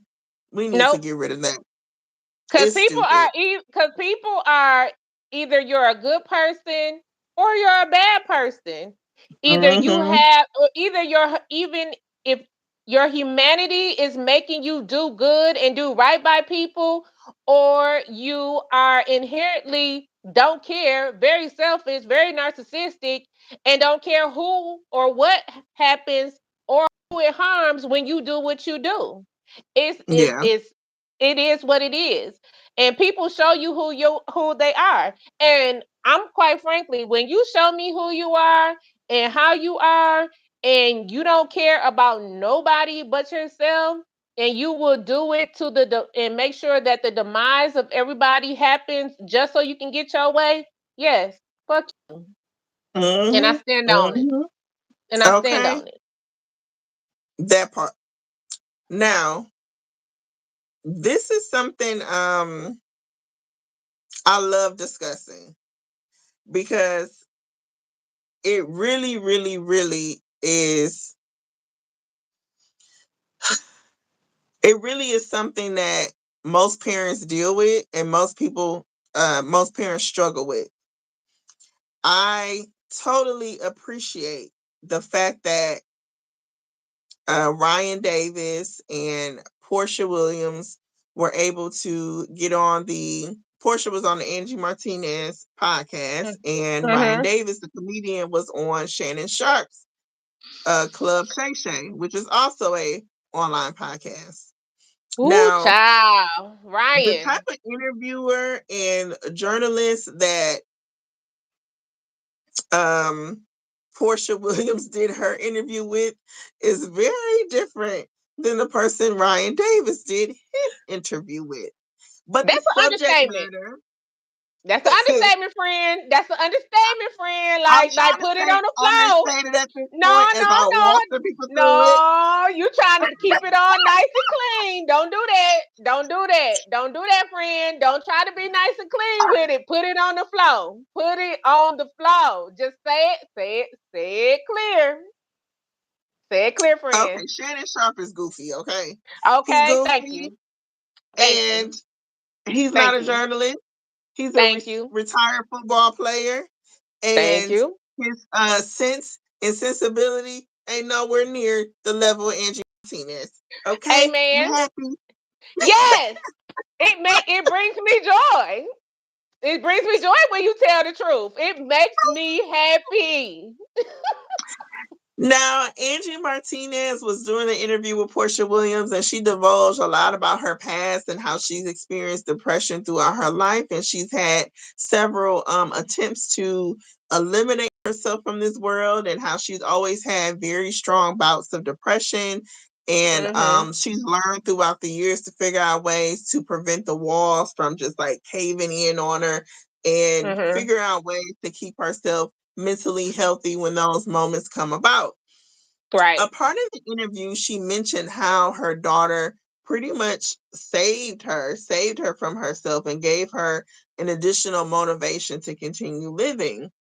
Mhm. I appreciated the fact that she knew and was able to vocalize, I need to change for my daughter. I need to be here for her. And Yeah. I am motivated to live because of her. And if I didn't have her, I probably wouldn't have something to anchor onto the same in the same way. She talked about how she's really close with her mom, but she knows for a fact that her mom would not have been enough to keep her here. Right. That was a very powerful statement. Did Yeah. you see the interview in full? I didn't see. I watched half of it. Okay. I gotta Um, finish the other half. it was a really good interview, and it's honestly the most vulnerable I've seen that lady since she's been in the public eye. I have not seen an interview where she was speaking so freely about her woes in that way. I But you know the appreciate thing. how. But you know. Go But we ahead. said that. But you said that. But we said that Angie is a safe place right now, and I'm not gonna say that she in the vein of Oprah. I'll say Diane Sawyer. You know how people would talk to Diane Sawyer and Barbara Walters? They would let their guard down because they knew they were in a safe space. Angie is that for everybody right now. Like I gotta, cause Angie and Mary just did a new one, and I gotta go and watch it. But Angie is letting the only way we could have got that information is from Angie. You know what I'm saying? Because she made her feel safe in disclosing all this stuff. And I think how that mean girl spirit we thought she had, now we Was see a difference. self-defense. Yeah, we see that it comes from a hurt place. Not only is Angie a place as far as feelings, right? And the way she interacts from human to human, you can see it exude through the screen. Angie Yeah, is a safe place business wise. The way that she yeah, has continued to protect that's Tupac true. over the years, the way that Yes, she makes sure her editing is a safe space, the way she yes, makes sure even the headlines, when you look at her clips and the way that she words yeah, the yeah, titles of her episodes, all of that plays into creating safe spaces. Now, when I think about yeah. Club Shay Shay, No, no, no, no. no. Ryan Davis, when he got on the show, he basically said the same thing as to how his daughter was, he admitted to being a lazy man and that he really did not have aspirations, although he was very much so aware that he had talent. He didn't Yeah, really have the aspiration to really go after the talent until his daughter was born, and he was like, wow, I have to provide for this child. And she Yeah. was a motivating factor for him. But she's at a point where she's 11 years old. He has worked all these years continuously being out of the house and chasing and chasing and chasing. Now that she's 11 years old, he's starting to realize, like, wow, we don't have the bond that we should have. And the way she interacts with me is quite transactional. She comes to me when she needs something. And what he said, I understood. I was once an 11-year-old girl with a daddy. Yeah. I was Yeah. an 11-year-old kid who asked for things every other day. Child, Me on that too. instant come out with a new anything. I wanted that t-shirt. I Me need that t-shirt. too. Okay. Look, I was Um, grown and doing my daddy like that. Had my own job, own place, own car, and still did him like that. So what are we talking about? still, Daddy, can still. you? Can you? Daddy, can Um, you? baby, when I had my guy, baby, my nephew, they don't care if you in the shower. They gonna put that fruit cup in that shower and say, Yes. um, can I have Yes. this? They don't Yes. care. That's just They the don't. mind of a child. You up there That's washing it. your back, and you turn around and it's a juice pouch, a Capri Sun in the shower with you. Talking about, Right. can I drink this? Yes. Yes. Or What them you gonna showing do? you, or them showing you a toy on the phone. Can you buy me this? I like this. I like this. Can you buy me this? That's Okay. that's that's just kids. That's just Driving down the kids. street, my guy, baby, he gonna shout out, hey, there's a Burger King and Nuggets over there. Just so you know, if you go left, it's a Burger King and some we can. Nuggets right there. I can get some nuggets if you turn right there. Giving out directions and everything. So that's just That's the what nature it of a kid. Now, is. to me, what he was expressing in that moment is that he was not necessarily regretting his career choices, but that was his first time facing the impact of what happens when you are not involved in your child's life Yeah. on an intimate level, not just Yeah. at a distance. I'm daddy providing, you see me go to work, and that's about it. I come pick you up every now and then when I'm free. But when you don't have that relationship on an intimate level with your child, they will Yeah. start to see you as simply as a provider and not Yeah. necessarily a human being that I need to continue to cultivate a relationship with. Right. What he said was very honest and straightforward. Yeah. And I don't want to villainize or demonize him for his feelings and the things that he said, because he wasn't inherently wrong, but he was definitely wrong to say that on Club Shay Shay, because that is not the Wrong. man you give your most intimate No. feelings to.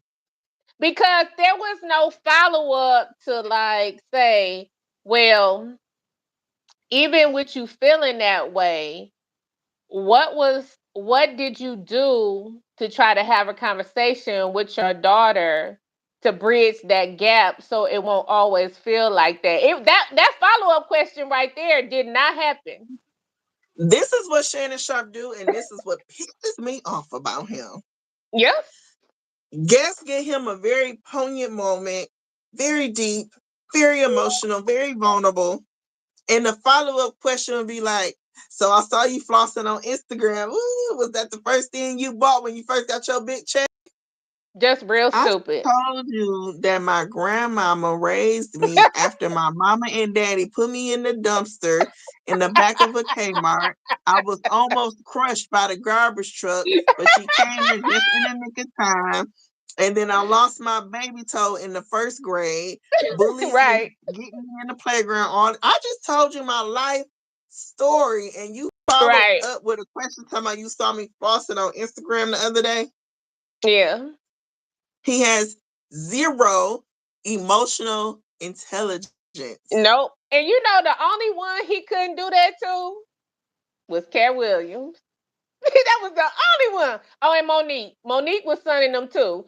Cat and Monique was like, "What you got going on?" They was really like they was locked in. Like when Cat told him, "You have an unhealthy alliance to losers," I was like, "Damn." You know who else had me cracking up? Lil Yachty. Because the way he Yeah. was looking at Shannon Sharp, like, oh, you Dude, what just you got? constantly miss it.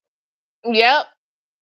He Yep. was looking at him like, you, as for somebody with the talents you had in Yeah. athleticism, you can't catch a ball really because you No. constantly miss it. I mean, the point just be boom, boom, just flying Yeah. past them. And Shannon only deals in surface level stuff anyway. even if his guests give him something beyond the surface, he Yep. does not have the ability to have conversation um, on a level beyond who they are as that celebrity, if that makes Right. sense. Yep. And he doesn't know how to connect with them as people, as human beings, as a woman, as a man, as somebody with Yeah. actual lived experience and complex emotions and all that kind of stuff. And I fought Ryan Davis for not knowing where he was going. I Yeah. fought him for not protecting his daughter in that way and realizing at 11 Absolutely. years old, this is kind of the default setting of a preteen to be a beggar. Yeah. Yeah. Um, and to make sure that he covered her to not expose her in a certain light and to have this kind of controversial conversation around his child who really is in a stage of her life that is highly vulnerable.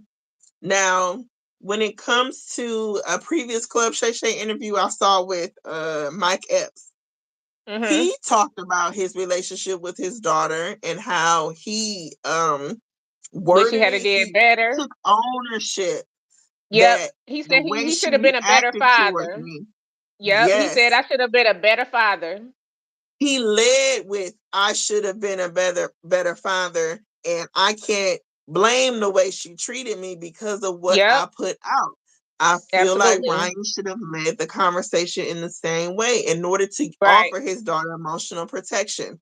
I've Right. been an absent father, Yep. although I've been absent because of work and traveling and things of that Right. nature. Right. Nonetheless, I was absent. So now I Right. have to figure out a way to build an intimate relationship with her so that way we can have more of a relationship beyond just the things I buy her and stuff of that nature. He Right. should have led the conversation like that. Um, I But appreciate he said, But go ahead. Shannon let that soundbite go out, knowing it was gonna do what it was gonna do. So I fought Shannon Sharp too because you knew, like when you listen and watch the whole interview in its full context, it went on to something else. But he knew that soundbite was gonna get that traction and that backlash like that. He knew it Yeah. because when And he he talked released, about being in therapy and that he's gonna yeah, work through it. Like he wasn't saying that yeah. what I feel is that's just what it is, and it's just gonna be that way the Right, rest of our life. My daughter is just a gold right. digger.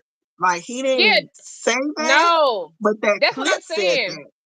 Exactly. That's what I'm saying. When you watch it and listen to it in its full context, he went on further to say what was going to happen and him feeling that way. But I fought Shannon for that. Like, you always want some sensationalized bullshit. Like, always. And now they ripped into this man because people have short attention spans. Nobody went and watched the full interview to get the full context. And now they ripping him to shreds. Like if you had released it in its full context, then it would have came over better. But he knew what he was doing with that editing, and that's messed He up. knew what he was doing. And yes, if you would have watched it in its full context, you would have been like, oh, okay, that's not as bad as it sounds. Yeah. Yeah. However, I do think it was still irresponsible on Ryan Davis' part to Yeah. come on a public platform and have that type of discussion about a 11-year-old. Yeah. And the way girls feel about their daddies is such a sensitive topic, It and I is. can see how she could take that conversation as a bit of a betrayal. Like, Daddy, what do you expect me to do with this information on Club Shay Shay? And me and you have not worked through this. And in a very unsafe environment because Shannon wasn't the right person to be talking to about that at all. Just No. like, it's just I just wish Ryan had a been more aware because like he shouldn't have had that conversation. He should have had that conversation with a woman. Can I say this too?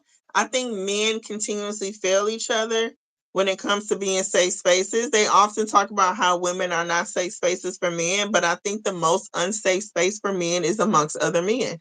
Quite Yeah, honestly, you guys lack the emotional intelligence to know when it's time to support one another and when it's time to pull out something deeper, when it's time to confirm or validate or uh just even show love. Like you guys will turn an intimate moment into a joke. You will breeze past it because it's too uncomfortable to sit in. You guys need to do better.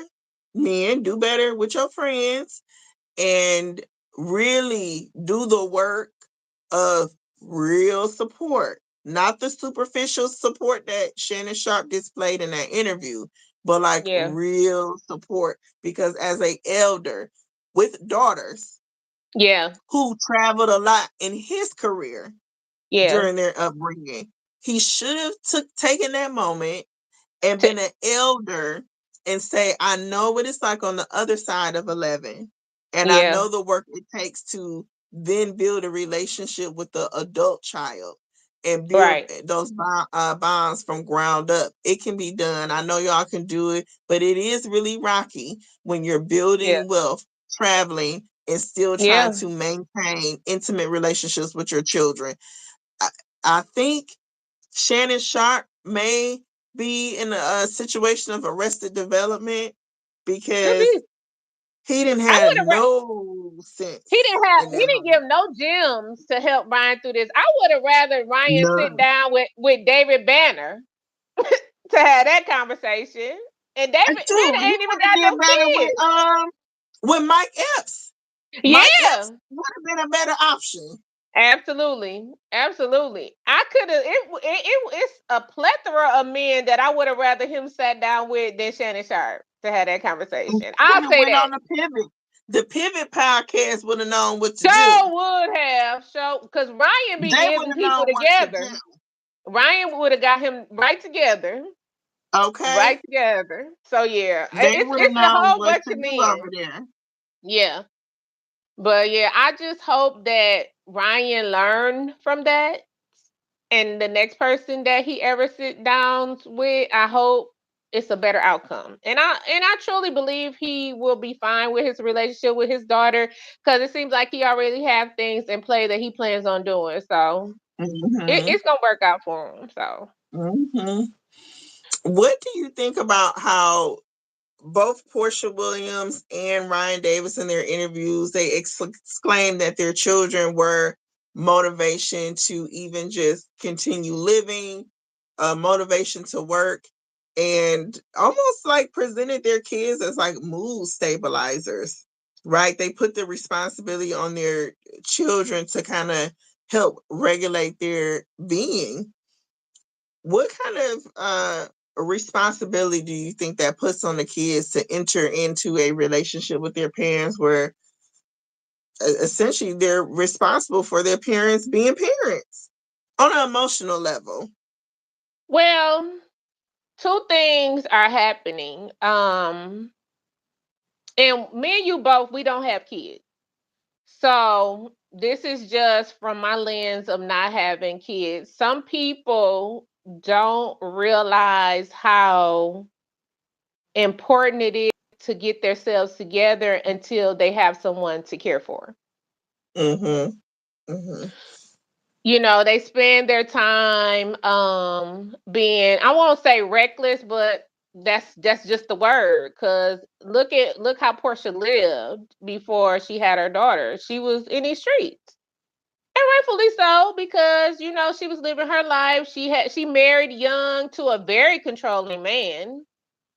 Her family dynamic is weird to me, and it has always been weird to me because it's just like y'all y'all didn't really have checks and balances for her, but at the same time y'all were this quote unquote predominant family in the Georgia area. So I didn't like their whole family dynamic is weird to me.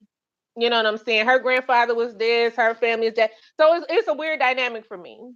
It's like Portia didn't have checks and balances, but you know, I guess they were affluent. I don't know. It's been weird for me since she popped on the scene because she was married to old boy Stewart for, X amount of years, and he Yeah, was very Cordell Stewart. controlling. Cordell, yeah, he was very controlling, you know what I'm saying? And he got her when she was young. So her coming out of that marriage, I didn't expect nothing else for her to wild out. Like literally. Like Yeah, it was just one of them things. She didn't get to live and that's what she did. But for her to have her daughter, it made her have to have some kind of responsibility to be caring about somebody because kids don't care what your day look like. When you get in contact with them and you have to be their primary caregiver, they don't care if somebody punched you in the nose at work. They want their Cheerios and they want their snacks when you hit that door. When you pick them up, can we stop at McDonald's? I want to go to Walmart because it's a toy that my friend showed me at school. They don't care. So I think it just made baby. her have to. It just made But her have to like lock in. Like this baby it ain't made me going think nowhere. about when I stumped my toe so hard on the edge of a bed. I stumped it so hard. I was in tears, like, ooh, breathing hard. Mhm. Oh my God, I thought I broke it. Mhm. My God, baby, stuffed a bag of Doritos in my face. Open this. I'm sitting up here like, ooh, Mhm. ooh, just like going through it. And I Yeah. just feel the Dorito press against my face, like, Yeah. Yeah. don't They you don't see me? care. Come on. Don't you They see don't it? care. They don't He ain't see care. it. Don't care. And then with Ryan, I think that him being a comedian, because Portia is, she got her TV shows and she's on the radio and all that stuff. But for Ryan, he's a comedian. He was always on the road and Yeah, everything. You know what I'm saying? So he wasn't there because he was chasing the bag.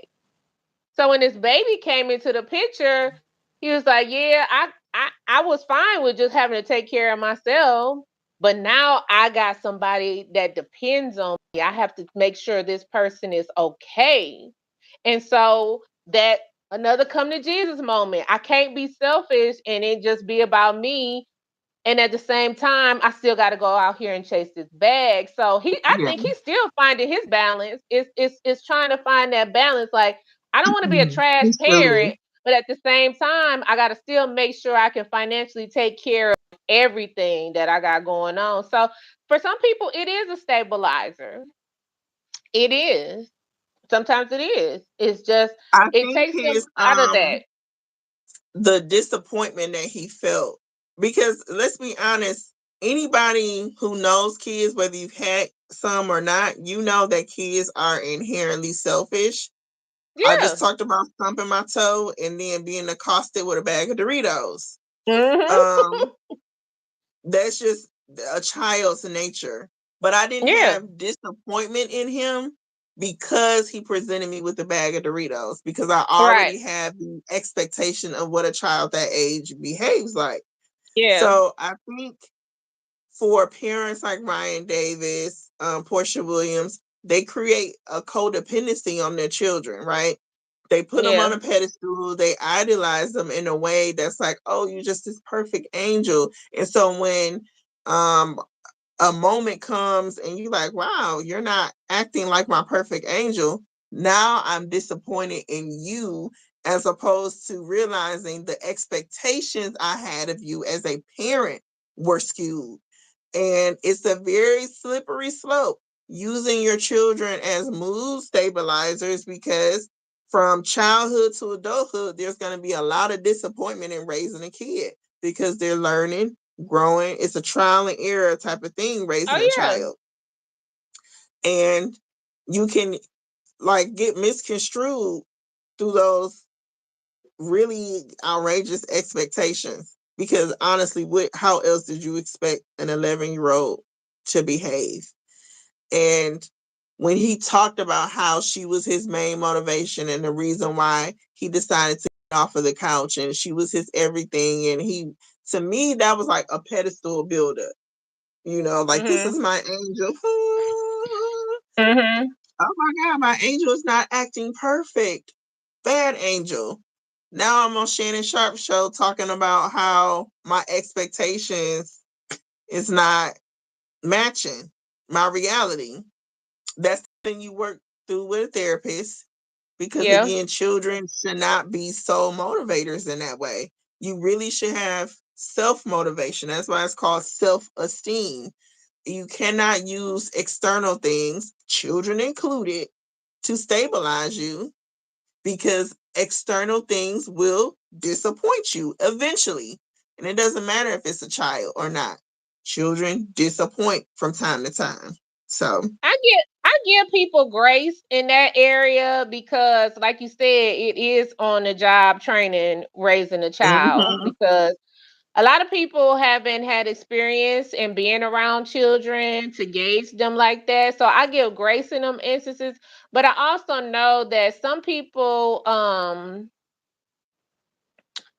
where they lack in emotional intelligence, they try to lead with their heart to be what they needed for what they needed it through their child. So like if they went through some things, they overcompensate and try to be like, "Oh, I'm going to be the best parent this and I'm going to," but at the same time it's like this is a ever evolving situation. You know what I'm saying? It's like they lose sight of that. This is going to be an ever evolving situation where this child is going to come to a point in their life where they're going to be like, I don't even want to talk to you today. You know what I'm saying? And then the parent is like, but I'm trying to give you what I didn't have. And I'm trying to be the person that I needed at your particular age. And the kid is still going to look at them and say, But I'm not you.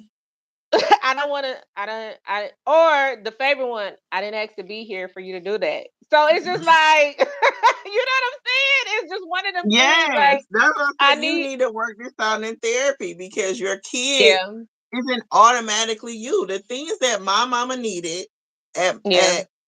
at, at 11 years old, a girl in the 60s, a black girl in the 60s in Arkansas, is Yeah. not the things that I needed in the Yeah. 90s on the east side Right. of Detroit. It's just not Yeah. the same thing.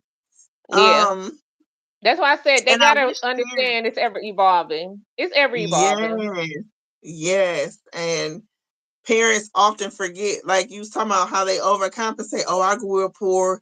I only had one pair of Mm-hmm. shoes and I had a hole in the shoes. Yep. And then when you become Yep. a parent, now your kid got 50 pairs of shoes just because Yep. you feel like this is what you were missing out on. Meanwhile, your kid don't even like shoes like that. They like collecting graphic t-shirts. Yep. And Yep. now the kid is like, well, I want more t-shirts.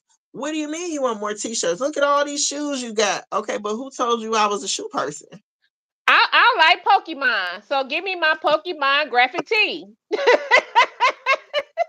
I'm me, mama. I'm me. Right. Who Yeah. told you I like shoes over Pokemon graphic tees? Yeah. I never told you that. And Yeah. as a child, it gets frustrating, and that's why some kids lash out because it's like, are you not seeing me as a human, as a person, as an Yeah. individual? Are you only seeing me through your trauma? Are you only Yeah. seeing me through the things that you felt disappointed in? I need Yeah. you to see me as me, the Yeah. Pokemon collector. Okay? Yeah. Yeah. Yeah. And I think that's why I said I give grace because Yeah. they It's a don't they learning don't curve. they don't yeah, they don't get that until a little bit later, until when they have that conversation, that hard conversation with the child, and the child say, "But mama or daddy, that's what you wanted. That's not what you never asked me what I Yeah. wanted or what I like." So that's why I Yeah. give grace to parents because it's like once they have that hard conversation, then it's kind of like that aha moment, like, Okay, you right, baby. I was trying to give you something that you didn't necessarily want Mhm. or Mhm. desire. Same for when Mhm. they project like you're gonna be a doctor. This baby likes to change oil and tires. Maybe he'll make a better mechanic. This I girl never said can I wanted to go to med school. Like, I didn't say that. this girl can cook her butt off. Who said she wanted to go to school to be a physical therapist?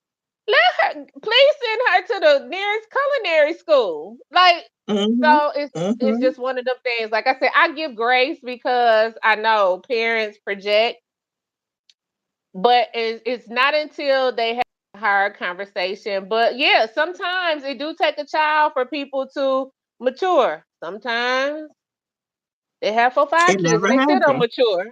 And yeah, they have 4, 5 kids and still don't mature. So I mean, so it depends Baby. on the person. It depends on the person. I still try to give grace in situations, but yeah, that projection is a thing. You know what I'm It's saying? That's a real. thing.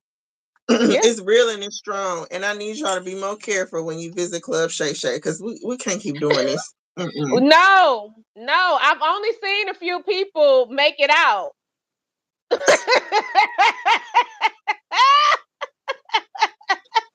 Only the strong survive. Only it's Hunger Games over there. I swear. Only the strong survive. That's Now, I it. don't know if you were a fan of Love Island and watched any of the episodes of Love Island. We've never actually discussed the show, so I didn't think that you were a Love Island fanatic.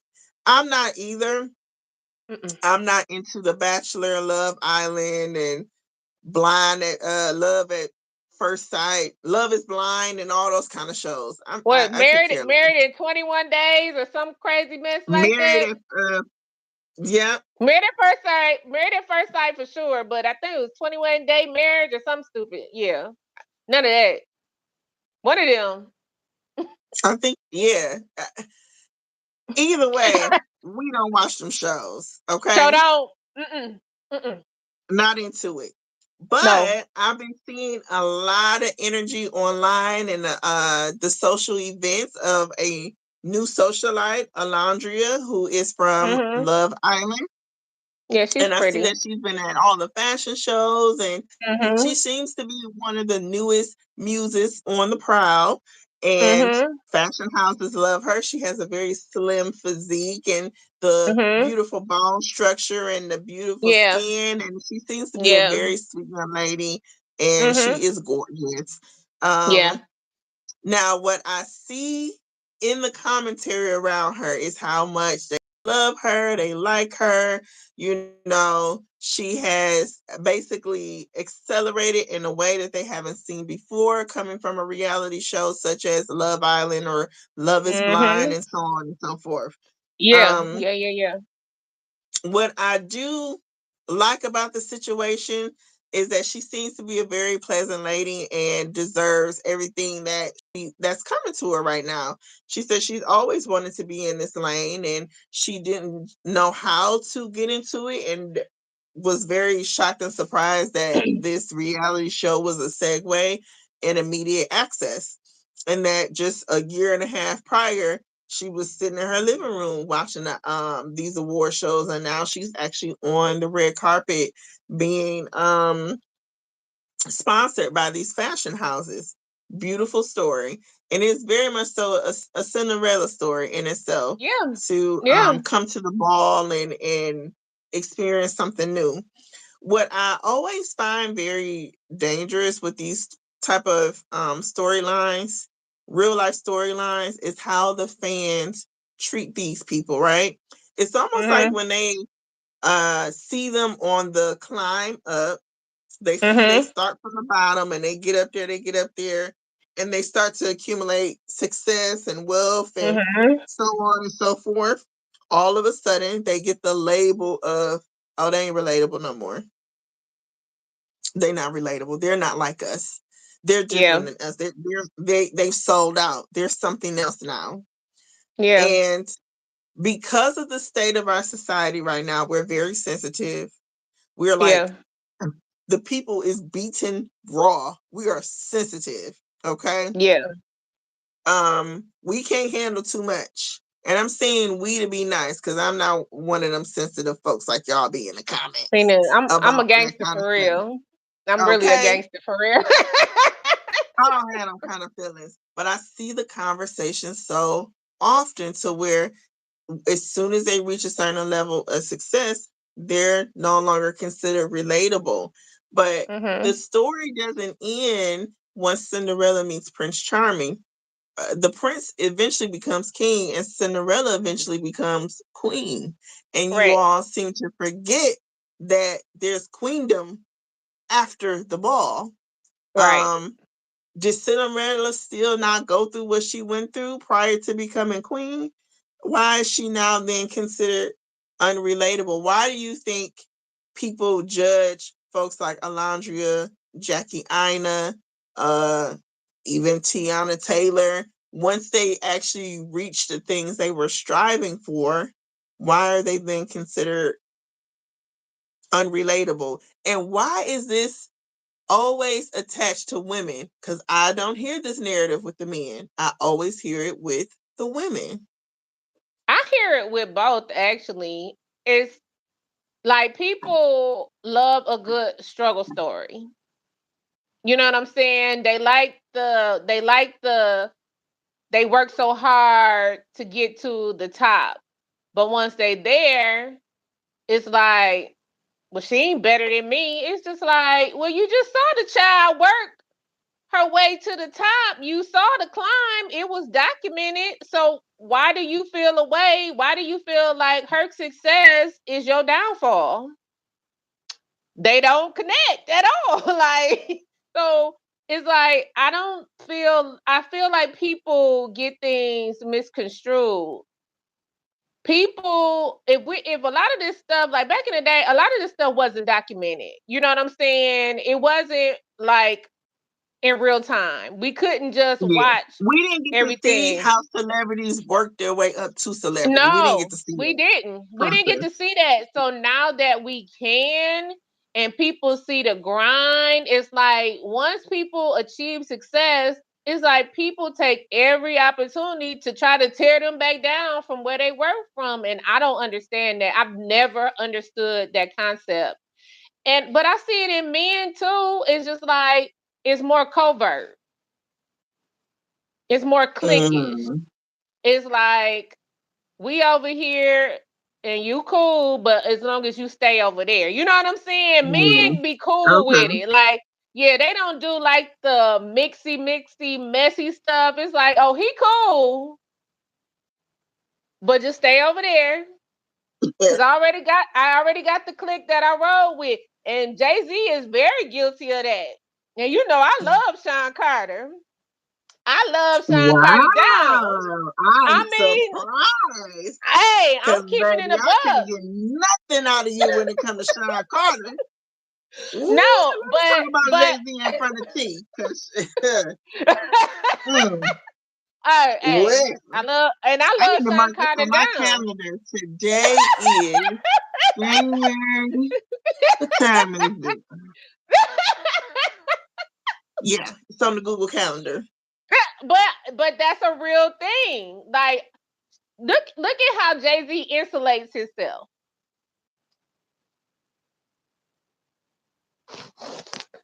Everybody can't go over there. You cool, but we over here. I got my core.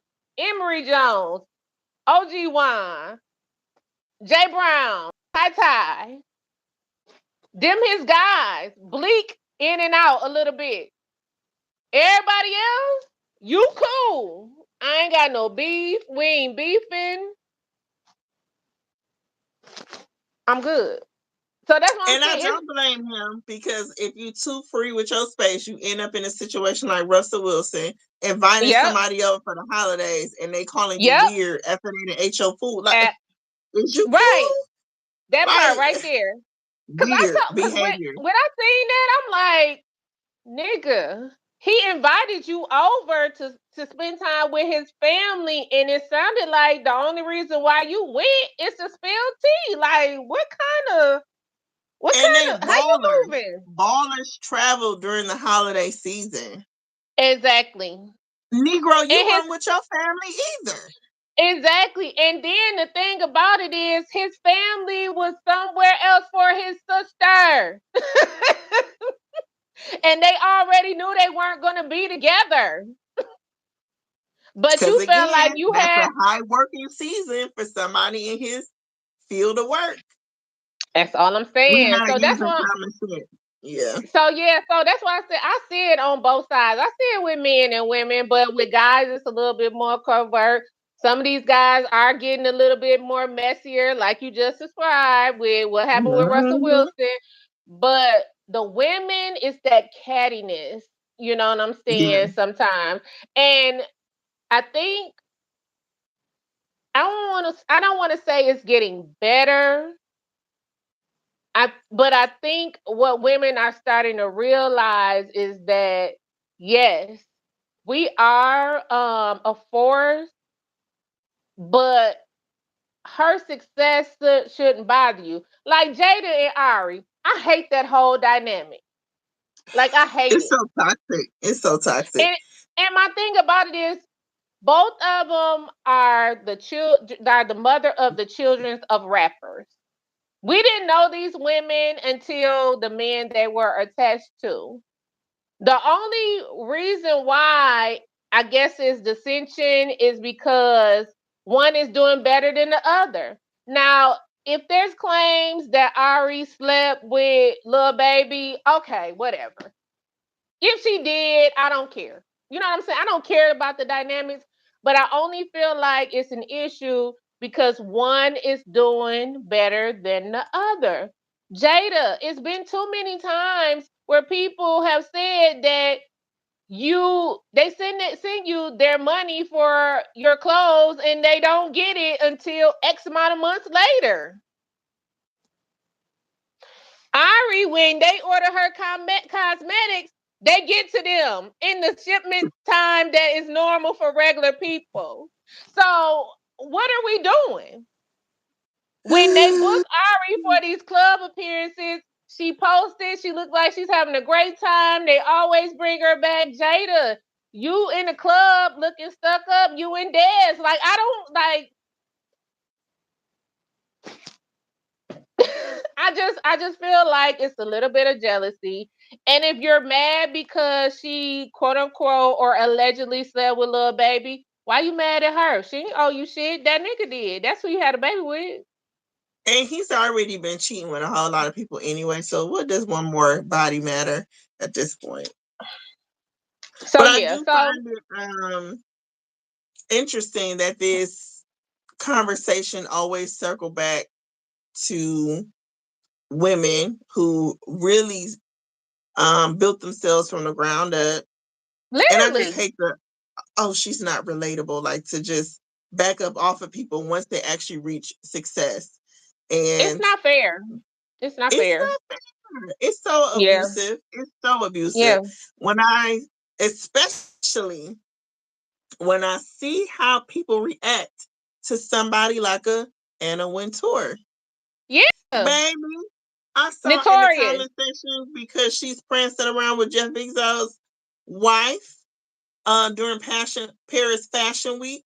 They all in the comments talking about Anna Wintour then sold out.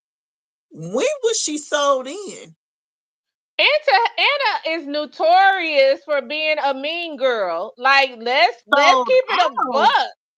How She delusional never. can you get? Anna She's Wintour sold notorious. out. She's notorious for being a mean girl. So what are y'all talking about? She's What are being y'all who she's talking about? always been. She's being who I'm she's always been. when I tell you I was so shocked and surprised at the commentary when I looked under there because it was a picture with Anna Wintour, Law Roach, Jeff Bezos' wife. They were Mm-hmm. walking in and out of an event. I can't remember which one, but it was during the fashion week.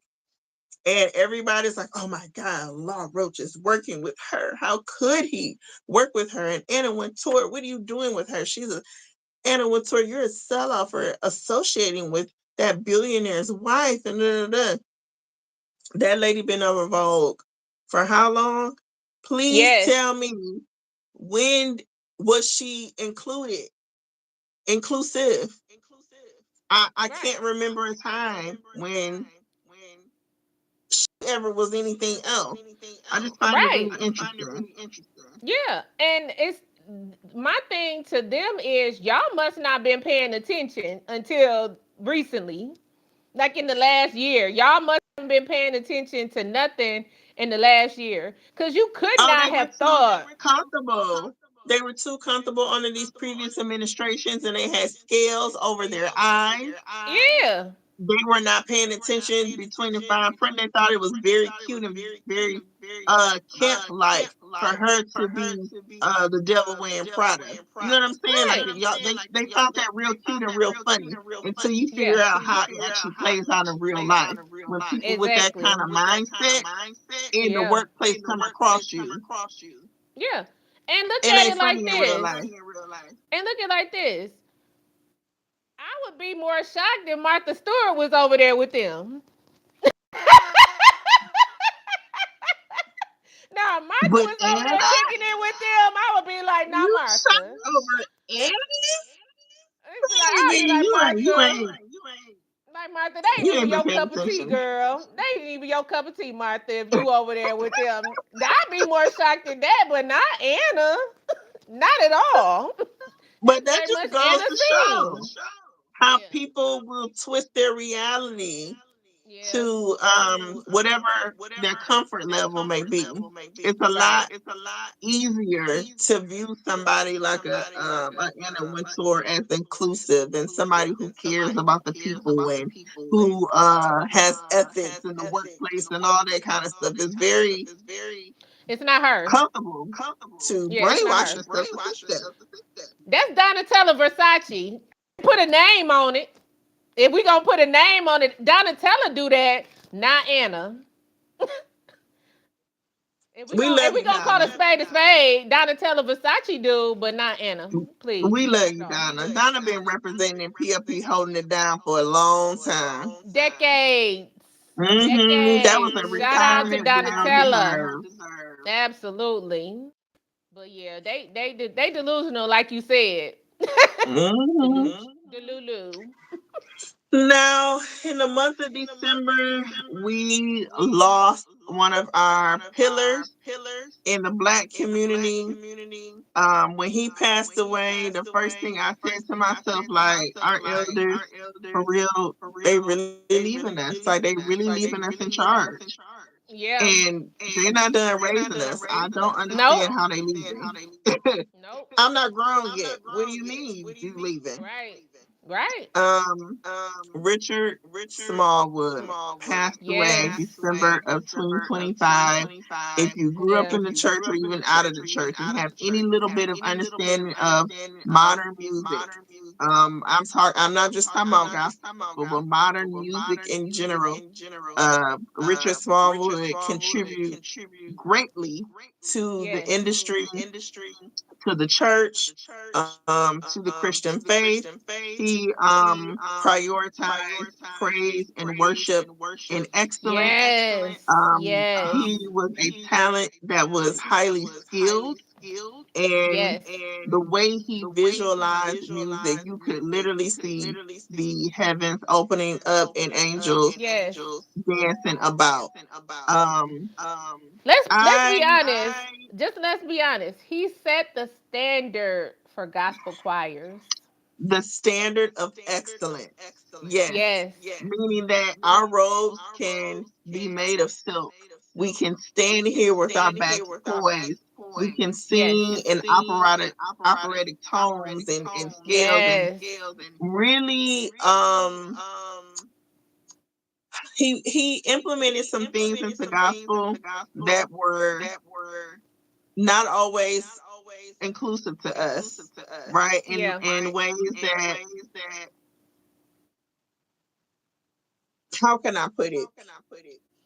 that they didn't find it to be for a very long time appropriate that black people could say it that way. Right. And I don't Or want to go down the road of how racism plays into music, but or that we could change the culture the way we did as far as our singing styles. They were just hmm used to the backwoods of the South. They didn't know that our harmonies, our melodies, and the arrangements of the songs, that was what got it for me. The yes, arrangement of the songs were to the sing with best. clarity and to enunciate Yes. your words and the Yes. and because we know that our style of gospel is directly inherited from the the slaves that were kidnapped, brought here, and we made it our own, Right. right? So it's a lot of Right. broken English. It's a lot of even the way we pronounce certain things. It's just Leaving the G directly off a lot of words. Nothing. okay. And the way Richard came in and said, "No, there's other Yep. ways we can do this. We Yeah. can show that we deserve to sing in cathedrals just like the next. Yep. We can come in and present ourselves a certain way, and these doors should be open to us just the same, and to Yep. show that we are are, are more than what the stereotype says. And the writing. Don't leave out the writing. The scriptures in the lyrics. Woo, girl. Come on now. Put the scriptures back into lyrics. Can we start doing that Please. again? It's Please. gospel Please. music, therefore it should be spreading the gospel. Yes. Yes. That's the whole point. And I swear I haven't heard a scripture based song since like the 90s. Well, you do realize now they're starting to call it inspirational music. Don't make me cuss and we talking about I'm gospel. sorry, friend, but when you look at the radio stations, the streaming stations, the wording is very much so inspirational music, and Now the what? gospel is slowly seeping out of the mainstream.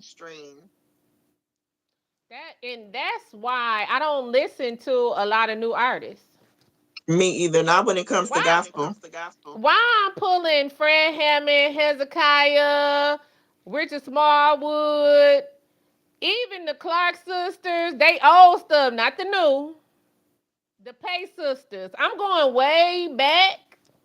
Baby, the other day I had a whole And day of John P. Tremaine Key, Hawkins. Tremaine Hawkins, John P. Key. Like I'm having to go back. It's Yeah, and at this point we're reaching 30, 40 plus years back. yep. Fred Hammond. It's like Rance Allen. Why we got to go so far back? Well, it kind of reminds me of the gospel group that what was the name of that group? They did a project with Kurt Franklin. Is it Hillsong? Let me see. I got the Googler here. Okay, check the Googler.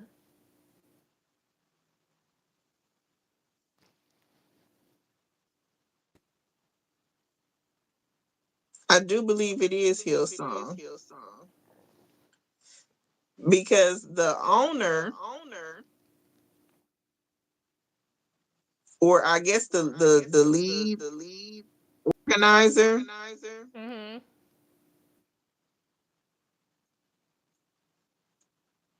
was in a interview basically explaining that the way that we have been traditionally singing gospel music, nobody wants to hear all that hooting and hollering anymore. It's old school, it's dead. Um, To he's who? popular. He listen. He did the interview, child. He did the interview with another gospel artist, and I really gotta. See, this is what I have a problem with, and I'm so sensitive about gospel music because I'm a choir member, and I take it like this: I am the lazy soprano that sings in the alto section, but they need me over there because when it's time to sing those higher notes, I got you. But at the same time, it's like I'm sensitive because we talked about the Lord in the music growing up. That music was anointed. Maverick City, not Hillsong. I don't have no beef Okay, with Maverick Hillsong. City. Okay, Maverick Maverick City. Okay. City. Okay. And I actually like him. He did. I like when he did his tribute to Richard Smallwood. But at the same time, that music we grew up on had the blood in it. It had the anointing on it. What y'all talking about now? Y'all don't even have mentioned God or Jesus in none of the lyrics. It's just he is, they is, the spirit is. Move before I punch you in your nose because you making me mad. Cause I know what gospel music is supposed to be, and I know what it is. Like you, that's why I don't listen to them. Cause who is he? He could be. He is subjective. You could be talking about the devil, and you talking about he. Move before you make me mad. So I think what it is now, unfortunately, the way, like I said, uh, a while back, that Christianity is being bastardized and used in a way to manipulate people. So they're making music that's very blanket and general, so that way the music can be utilized in whatever form they want it to be. It's manipulation. It's a tool for manipulation. And if I don't specify who he is, if I don't specify the blood, if I don't specify specifically what we're referring to, then this song can be used in any space, any format, for any backing of anything. Yep. And I was very disappointed to hear Norman, who was the organizer of Maverick City, and I do believe he owns the IP. He did an Mhm. interview with Isaac Curry, another gospel artist, basically explaining why he decided to water down the music and how it was financially beneficial for him to water down the music. What Yes. people don't He said it understand on a is, public platform and did not care. and what people don't understand is when you don't have the blood and the anointing on the music, you are falling right into the devil's trap. And I do believe that's the goal. I do believe that's the goal. When you have somebody coming into the gospel space saying that they are here to make money, that is it. They're saying it boldly. What their plan is, they could care less who's delivered from it or not, because at the end of the day, the check was written, which then goes back to our Drewski conversation, how the church Yeah. is not holding people accountable to the things that Yeah. actually matter. Yep. That's what Nobody I should said. be in your pulpit singing a song that does not edify. What is the point? You cannot Yep. sing it here. And I do have the type of pastor that'll say, not that song. You can't do it Uh-uh. here. Mm-mm. Um, That's what I said. The sorry, hit but not dog, sorry. the hit dogs was hollering. Mm-hmm. Mm-hmm. You all like to invite these very fancy and popular groups into your pulpit and sing to your people. You don't know Yep. what these songs are doing to the minds of and hearts of your people. And at the Absolutely. very least, no chains are being broken if the Nope. goal of this song was simply to just generate income, and that is it. There's no Yeah. spiritual connection to it. And it is unfortunate that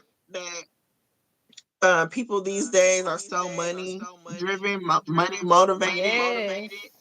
That's a side effect of capitalism, Yeah.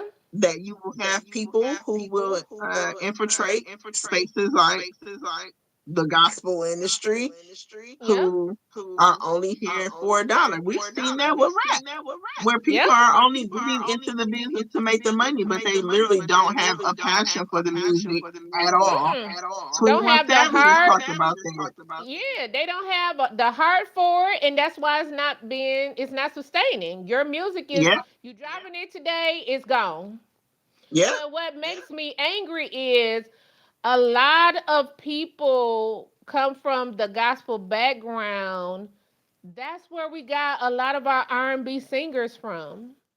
And that's why R&B is suffering, because the standards Yes. of Richard Smallwood. Because if you can Yes. sing in a choir under Richard Smallwood, there's no place you can't sing. Absolutely.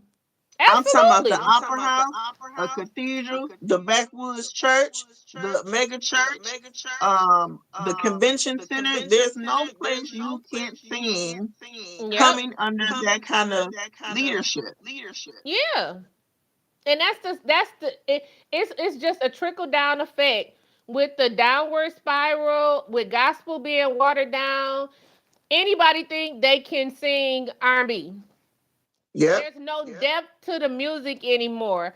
If you look at all the groups from the 90s, Jodeci, church background, 112, church background. Tank said all the time, I'm a church boy. That's what's missing. You know what I'm saying? It all goes hand in SWV. hand. Escape. SWV. Yes. Coco is my favorite soprano You always say that. because that is a true soprano singing those notes on those R&B songs. Every time she But when we sings. think about all of the best of the best, every last one is going to tell you, I learned in the church, I learned how to put feeling and emotion and connect with people through my voice in Through church. church. In church. I was Whitney Houston. We got video of Whitney singing and Sissy directing the choir. That's Baby. what I'm saying. Aretha And see, Franklin. elders like Sissy, Maddie Moss, where do you find them? Well, I don't make me sad now. Don't make me Where do sad. you find them? Because we can take it further. Where are the church mothers? Where are the women who actively seek to be a church mother? Actively Seriously. seeking to be a mentor and actively seeking for mentees. They will come up to you and say, I'm taking you under my wing. Yep. Now it's a lot of distance, Yep. and I'm going to judge you and talk about you from a distance. Did you see Absolutely. that shirt she had on the other day? Back in the Yep. day, I wish they would have went up to that young lady and said, "Hey, do you have any other skirts at home? What size do you wear? Do Come meet you me own a after church slip? in the parking lot Do you after own a service." slip? Do you own a slip? Baby, I'll take you to the garment store. I'm gonna buy you a slip. I'm gonna buy you a bra that fits. And I'm gonna make sure your It used to be stockings that kind of is right. interaction going on. Yep. And I'm Yep. sure there's some churches sprinkled out there with that kind of mentorship, I'm sure. But what I see most commonly is either the mean spirited antics Yep. or the antics that pacify the behavior. Yep. Yep. And it's like you don't have no in between. We need the in between middle ground now. We need the people Yep. that's ready for mentorship and ready to grow and develop um our talented people through the church. We need it. Yeah. We missing it. We need. And Yeah, thank we you. do. It's a lot of things that we need to go back to, and Richard Smallwood reminded me about marching in the choir. Yes. You know what I'm saying? Nobody marches in the choir. They just appear. That used to be my Or already highlight. sitting up there. That used to be my highlight, seeing when I was a young kid, seeing my mama and them march in the choir. If it's even a choir, because not everybody got a praise team. Okay, yep, you done made me sad again. I'm sorry, friend. I'm sorry. I'm sorry. It's the truth. Cause, It's the truth. 'cause Richard Smallwood, literally, that was the pinnacle of, we finna have Mm-hmm. some church. We gonna Yep. have some church. Mm-hmm. We gonna have some church So today. he did a good work. I Very can't well even done. pick a favorite song. I Me can't even either. begin to pick a favorite song because if I think back of what was happening during that particular song, when I heard it or whatever, I could just go on forever. And Yeah. his legacy is going to live on generations from now. The music is solidified, okay? Timeless. Timeless music. The same way people still playing Chopin and Beethoven somewhere, they're gonna be Yep. playing Richard Smallwood years Yep. from now. Yep. And he's so beloved in the black community Yep. and the global world. So Yes. thank you, So Richard. job well done, servant. You got your reward. Mm-hmm. Mm-hmm. Dr. Richard Smallwood. Yep. Um, this was a good chat, friend. It was. Yeah, It this was a good little was. chat. This was a fun conversation because we've been a little heavy prior to, and we just wanted a break in the heaviness, y'all. We just wanted to We have fun this did. go round. We did because the world will never stop giving us content to talk about. Especially the one we live in right now. It's never ending. When we So, come back, it's gonna be some drama. as always, but we wanted to just take a break and talk about things that brought us joy. Hmm. Give praise to people that we hold near and dear to our heart, which is one of them was Richard Smallwood. Definitely give kudos to the cast of Sinners, Ryan Coogler, Michael B. Jordan. Much love to them. Uncle Delroy. Uncle Delroy, I just want to run up on that man and hug him one good time, I friend. know, Just and you get know a he get a smells just good too. yeah, you know it. You can tell. So I Hmm. we just wanted to change the pace. Our favorite TV shows. We're gonna be back with some more TV shows when we get some downtime and we can lock in and watch some stuff so we can talk about some things. So cause we are some TV watching girls when we get a chance to. When we get a chance, it sounds nice in theory, y'all. Watching It TV do. It do. But the way our life is sound set nice in up, theory. the way our life is set up, it don't always materialize. So, but yeah, we go lock in. But we wanna we gonna lock in. I promise. But we want to thank y'all for hanging out with us, and we'll be back soon. Yes, don't forget to like, comment, subscribe. We are on Instagram, we on Facebook, of course, YouTube. Join the conversation. If you We're on comment, we will comment back. we're on the TikToker too. And just enjoy life, you guys. Life is heavy right now, but find a way to find a little piece of joy, okay? Yes. Thank you, and Thank we you. appreciate the support to the Shawn and Renee Show. See y'all next time. Bye.